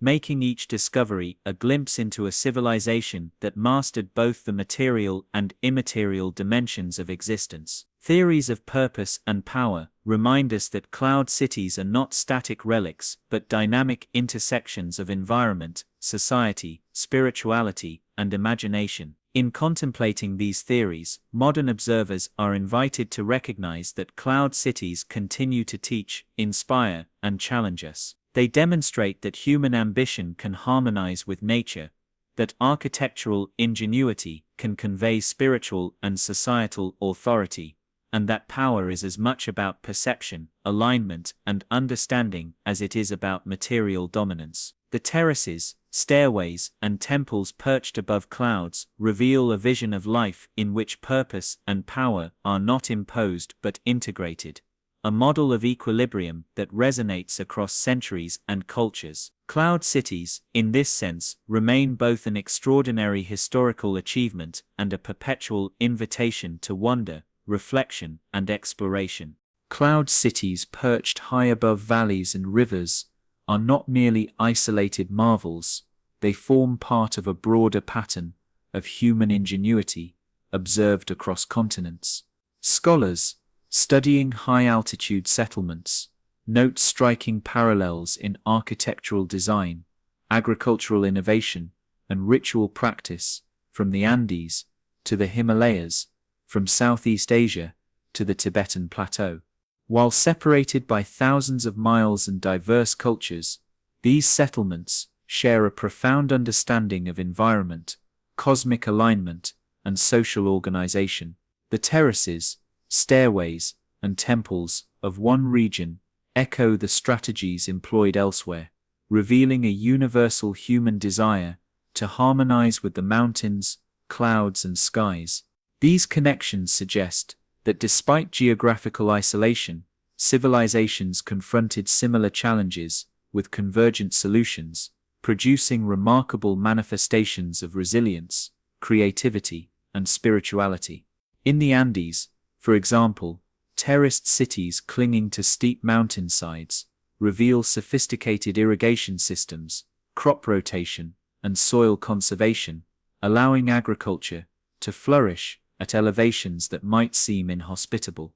These terraces, often aligned to celestial cycles, provided both sustenance and a sense of cosmological order, integrating daily life with seasonal and astronomical rhythms. Scholars note that such alignments are echoed in cloud cities elsewhere, where temple orientation, ceremonial platforms, and pathways correspond with solstices, equinoxes, and star patterns. The parallel suggests a shared understanding. High-altitude life requires both practical adaptation and spiritual attunement, blending observation of the environment with ritualized awareness of the cosmos. Similarly, in the Himalayas and Tibetan Plateau, settlements reflect architectural and environmental ingenuity designed to withstand extreme weather, seismic activity, and limited arable land. Multi-tiered terraces, stone fortifications, and water channels reveal a careful calibration of human activity with natural forces. These cities also incorporate spiritual dimensions. Monasteries, temples, and shrines are strategically located to maximize both visibility and symbolic resonance. The concept that altitude can confer both protection and proximity to the divine parallels cloud cities in other regions, reinforcing the idea that humans intuitively sought harmony between security, sustenance, and spiritual fulfillment. Connections extend beyond architecture to ritual practice and social organization. Across continents, high-altitude settlements often integrate daily life with ceremonial observance, astronomy, and sacred geography. Ceremonies timed to solar or lunar cycles, processions along terraces, and offerings to natural elements are recurring motifs. These practices underscore a universal principle. In extreme environments, survival is intertwined with perception, awareness, and ritual. Spirituality is not a separate domain, but is woven into every aspect of urban planning, agriculture, and community life, creating settlements that are simultaneously functional, symbolic, and experiential. Trade and exchange further suggest cross-cultural parallels. Although some settlements appear isolated, high-altitude cities frequently maintained links with lower valleys, coastal regions, or neighboring mountains. Trade routes, pathways, and pilgrimage trails facilitated the exchange of goods, ideas, and knowledge, creating networks that transcended geography. Such interactions may have contributed to convergent architectural techniques, ritual practices, and agricultural strategies, highlighting a form of indirect global connection, where similar challenges yielded analogous solutions. Even in the absence of direct contact, human ingenuity demonstrates remarkable consistency in addressing environmental, spiritual, and social needs. These connections raise intriguing questions about the transmission of knowledge. Did ancient architects and planners communicate across regions, or did similar environmental pressures independently produce analogous solutions? Evidence suggests both possibilities. While some motifs, such as terracing and water management, may arise independently in response to environmental necessity, ceremonial alignments, symbolic motifs, and ritualized practices indicate the potential for shared cosmological concepts, whether through trade, migration, or collective human intuition. The convergence of design, symbolism, and functionality across continents attests to the universality of human creativity and the deep interconnection between culture, environment, and imagination. Cloud cities also share an aesthetic sensibility that transcends geography. The use of stone terraces to blend with the landscape, the strategic placement of temples to capture light and shadow, and the careful orchestration of paths, plazas, and stairways reveal a shared appreciation for beauty, proportion, and perception. These elements demonstrate that high-altitude architecture is not merely practical, it is designed to evoke emotional and spiritual response. Observers from disparate continents describe similar feelings of awe, humility, and reverence when encountering terraces rising from clouds or temples perched above misty valleys, highlighting the universal human capacity to create environments that engage the senses, mind, and spirit simultaneously. The mythic and narrative dimensions of cloud cities also resonate across regions. Tales of cities hidden in clouds, appearing only to the worthy or prepared, recur from South America to Asia. These legends emphasize mystery, transformation, and selective revelation, mirroring the physical experiences of traversing misty terraces or discovering sunlit temples momentarily visible through fog. Such narratives suggest that the human imagination, like architecture and ritual, converges around similar motifs: secrecy, elevation, alignment with celestial forces, and the interplay between perception and reality. Across continents, stories serve as repositories of memory, wisdom, and caution, preserving the essence of cities that may no longer be fully accessible. Archaeologists note that the practical, symbolic, and mythic elements of cloud cities often intertwine seamlessly. Terraces enable agriculture and defense, temples reinforce spiritual authority, legends transmit knowledge and preserve cultural memory. Across continents, similar patterns emerge. High-altitude settlements function as holistic systems in which physical, social, and spiritual needs are integrated. This convergence suggests that the challenges of altitude, climate, isolation, and terrain, combined with universal human desires for security, community, and transcendence, produce solutions that are remarkably consistent, despite cultural and geographic separation. Modern research increasingly emphasizes these connections. Comparative studies of cloud cities, mountain settlements, and high-altitude civilizations highlight patterns of adaptation, architecture, and ritual that reveal shared human strategies. Scholars explore how knowledge of water management, terrace construction, and celestial observation circulates across regions, while anthropologists investigate the persistence of myths, legends, and rituals that mirror practices observed elsewhere. These analyses underscore the enduring relevance of cloud cities, not only as historical artifacts, but as points of convergence for understanding human ingenuity, adaptability, and imagination across continents. Ultimately, the study of connections across continents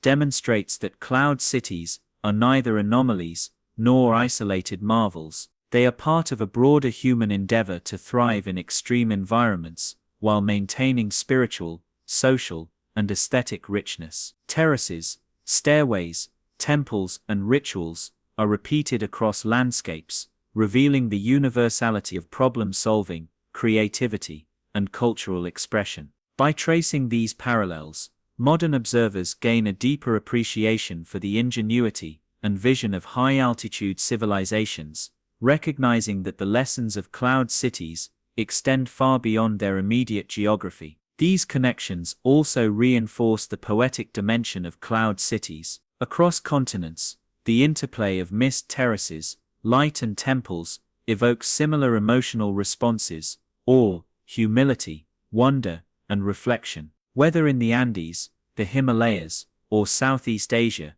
the experience of encountering a cloud city engages the senses, mind, and spirit, reminding us that human endeavor is inseparable from environment, perception, and imagination. In this sense, connections across continents are not merely scholarly observations, they are invitations to experience, reflect, and engage with the enduring mysteries of elevated settlements. In contemplating these connections, we begin to see cloud cities not as isolated phenomena, but as part of a global narrative of human aspiration, adaptation, and imagination. Their terraces, temples, and legends reveal patterns of thought, ingenuity, and reverence that transcend borders, suggesting that the human drive to harmonize with mountains, clouds, and the cosmos is universal. The cloud cities, while rooted in specific geographies, resonate across continents, inspiring awe and inquiry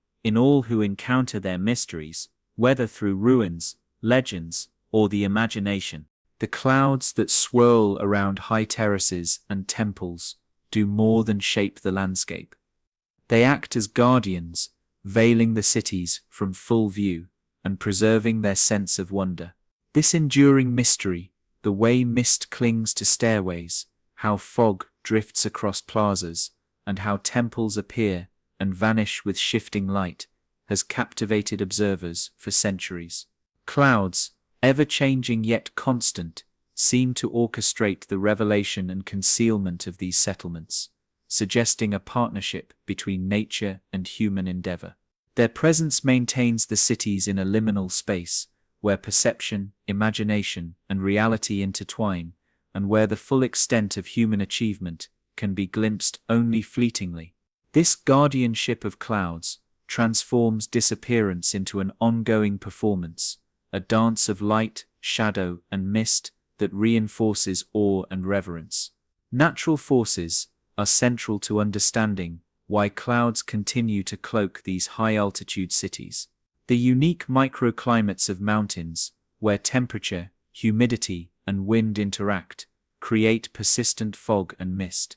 Morning sunlight illuminates terraces momentarily, while afternoon clouds obscure them entirely, producing an ephemeral, almost magical quality. The clouds are not static, they shift, dissolve, and condense, revealing portions of the city only at particular moments. This constant transformation reinforces the elusive nature of cloud cities, making the observer's experience dependent on timing, perspective, and patience. In a sense, the clouds are as integral to the city as the stone terraces and temples themselves, shaping both perception and myth. Beyond natural explanation, clouds have long held symbolic significance in human imagination. Across cultures, mist and cloud are associated with the divine, the unknown, and the threshold between worlds. In many legends, cloud cities are visible only to the worthy or the prepared, suggesting that concealment is purposeful, a test or invitation, rather than mere happenstance. The interplay of cloud and stone transforms the mundane into the extraordinary, framing terraces and temples as spaces where human effort intersects with natural and cosmic forces. Clouds become more than weather, they are narrative devices, guardians of sacred space, and collaborators in the ongoing story of the cities themselves. The phenomenon of concealment also reinforces cultural and psychological influence. By hiding parts of the city at different times, the clouds elevate perception into experience, creating moments of revelation that inspire awe and reflection. Ascending terraces enveloped in mist evokes humility, focus, and contemplation. Viewing a temple emerge through shifting clouds, bathed in sunlight, imparts a sense of connection to both ancestors and the cosmos. These ephemeral glimpses embed memory and emotion deeply, ensuring that the city's power persists even when stone and structure are partially obscured.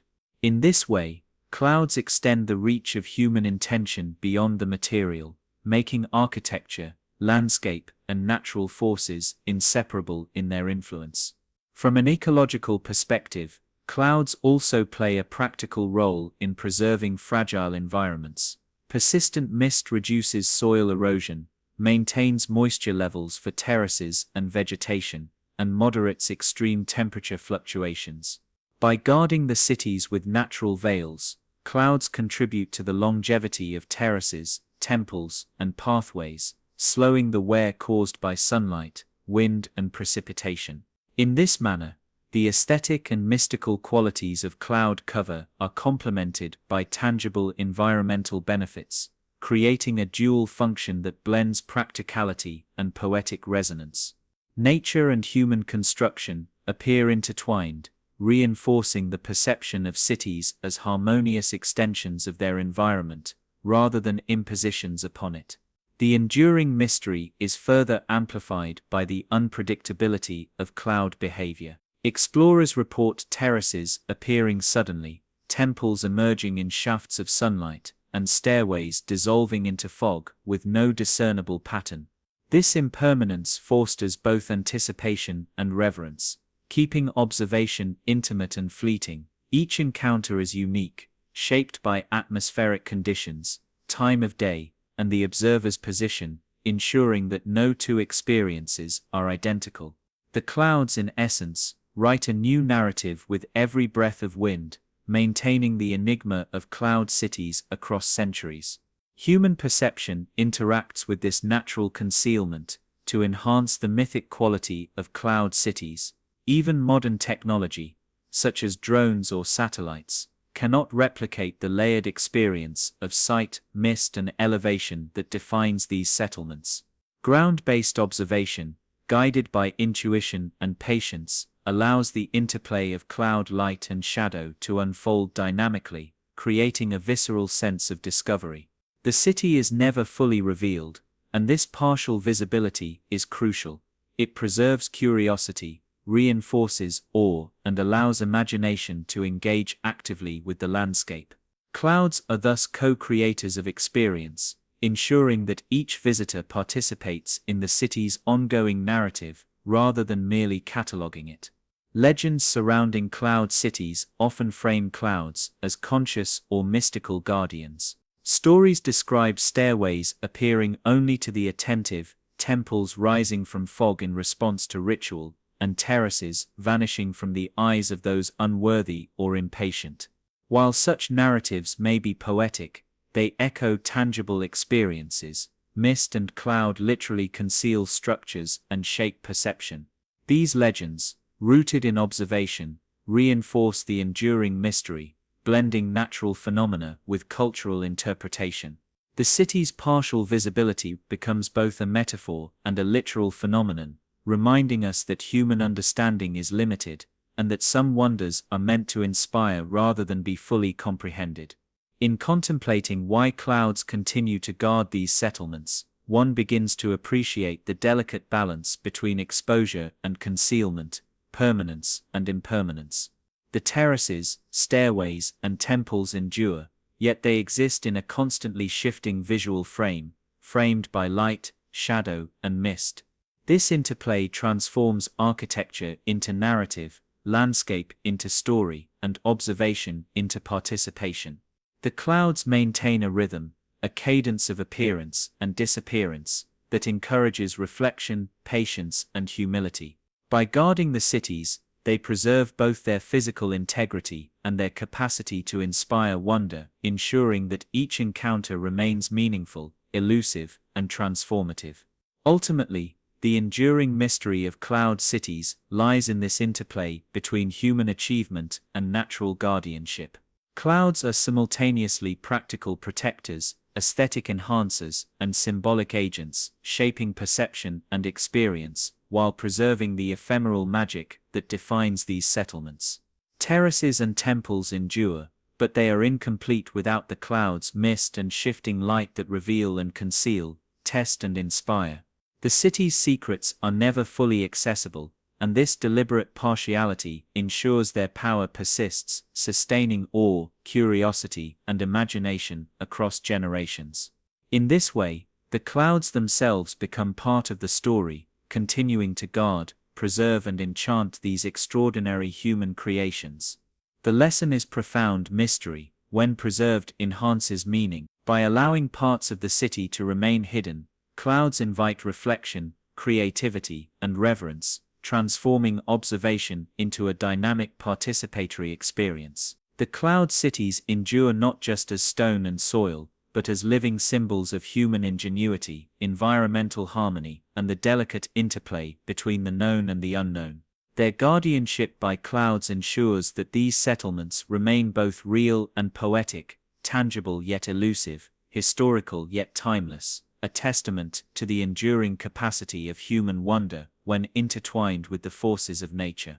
As we draw our exploration to a close, the cloud cities remain suspended between history, myth, and imagination, their terraces and temples hovering in both reality and memory.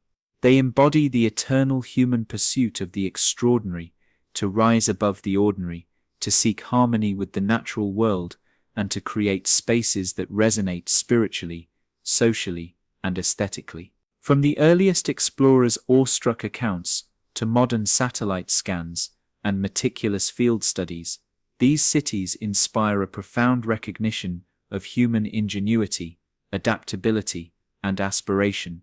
Yet no amount of measurement, photography, or scientific analysis can fully capture their essence.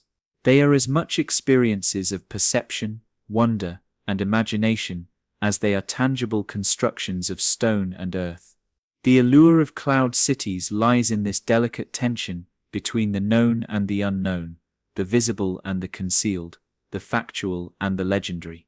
Reflecting on their architecture, one sees a sophisticated integration of form, function, and philosophy.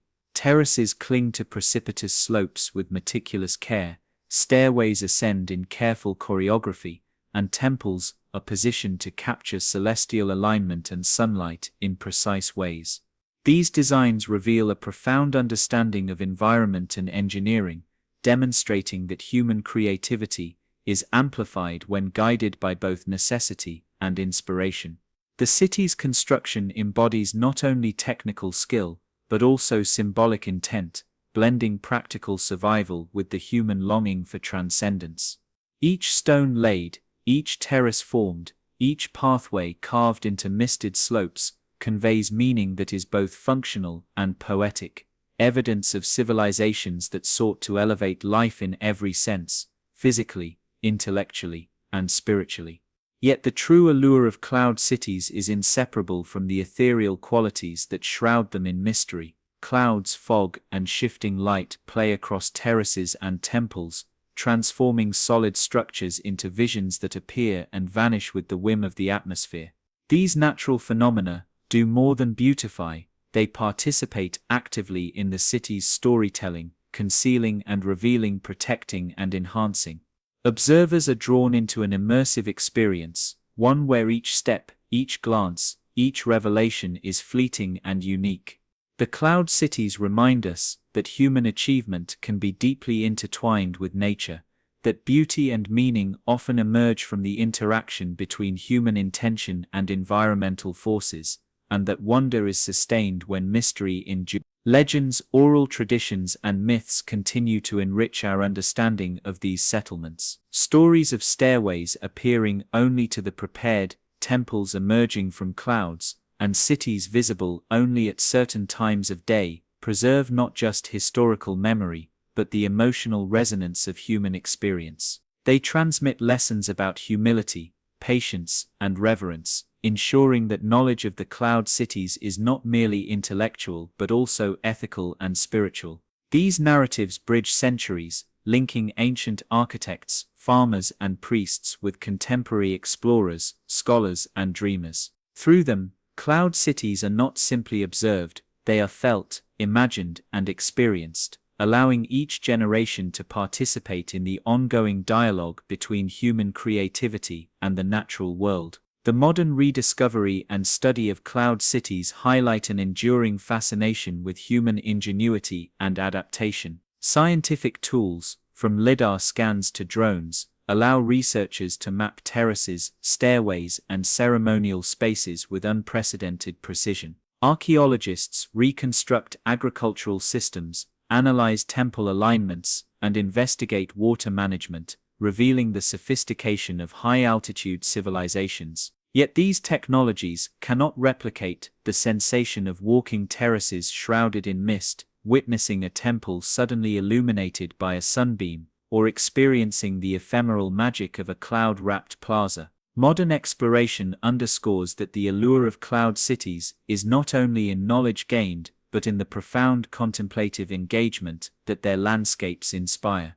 Across continents, cloud cities reveal the universality of human experience. From the Andes to the Himalayas, From Southeast Asia to Tibet, settlements cling to mountainsides, terraces rise above valleys, and temples align with sun and star. Despite differences in culture and geography, shared strategies in architecture, ritual, and legend reveal that humans everywhere confronted environmental extremes with ingenuity, vision, and spiritual sensibility. The study of these connections illuminates a common thread: the desire to harmonize survival with meaning, utility with beauty, and effort with transcendence. Cloud cities stand as enduring monuments to this universal human aspiration. In reflecting on their continuing impact, it becomes clear that cloud cities are more than historical relics. They are living symbols of imagination, endurance, and wonder. They teach us that human ambition can coexist with nature,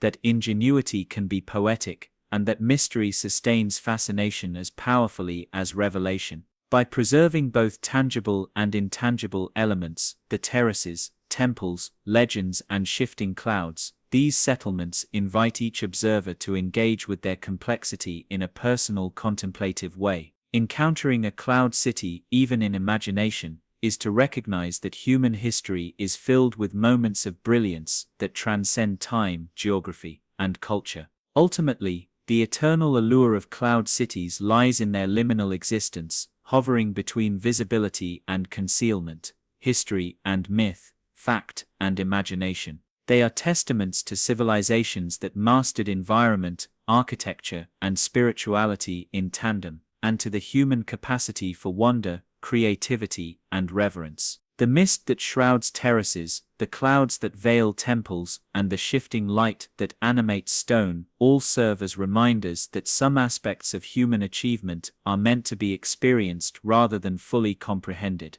In this delicate balance between revelation and mystery, the cloud cities endure, inviting generations of observers to dream, explore, and reflect, ensuring that their magic continues to hover just out of reach, eternally suspended in the imagination. As we leave these cloud-wrapped heights, the terraces, stairways, and temples remain etched in memory, their outlines softened by mist yet sharpened by imagination. The cities call us to remember that human endeavor is not measured solely by permanence or material success, but by the capacity to inspire awe, to harmonize with environment, and to create spaces that transcend ordinary life. Cloud cities, in their enduring mystery, teach that the pursuit of wonder, knowledge, and meaning is timeless. They remind us that the most profound achievements are those that balance the tangible with the ephemeral, leaving behind not only structures but experiences, stories, and a sense of possibility that endures across centuries. In the end, the allure of cloud cities is eternal because it exists in the interplay of stone and cloud, history and legend, perception and imagination. They are monuments to human ambition and creativity, guardians of mystery, and invitations to explore both the world and our own capacity for wonder. As the clouds continue to swirl, terraces rise above valleys, and temples peek through mist, these extraordinary settlements remain suspended, not merely in geography, but in the hearts and minds of all who seek the sublime. The cloud cities endure, reminding us that human imagination, curiosity, and reverence can reach heights as breathtaking and boundless as the mountains themselves.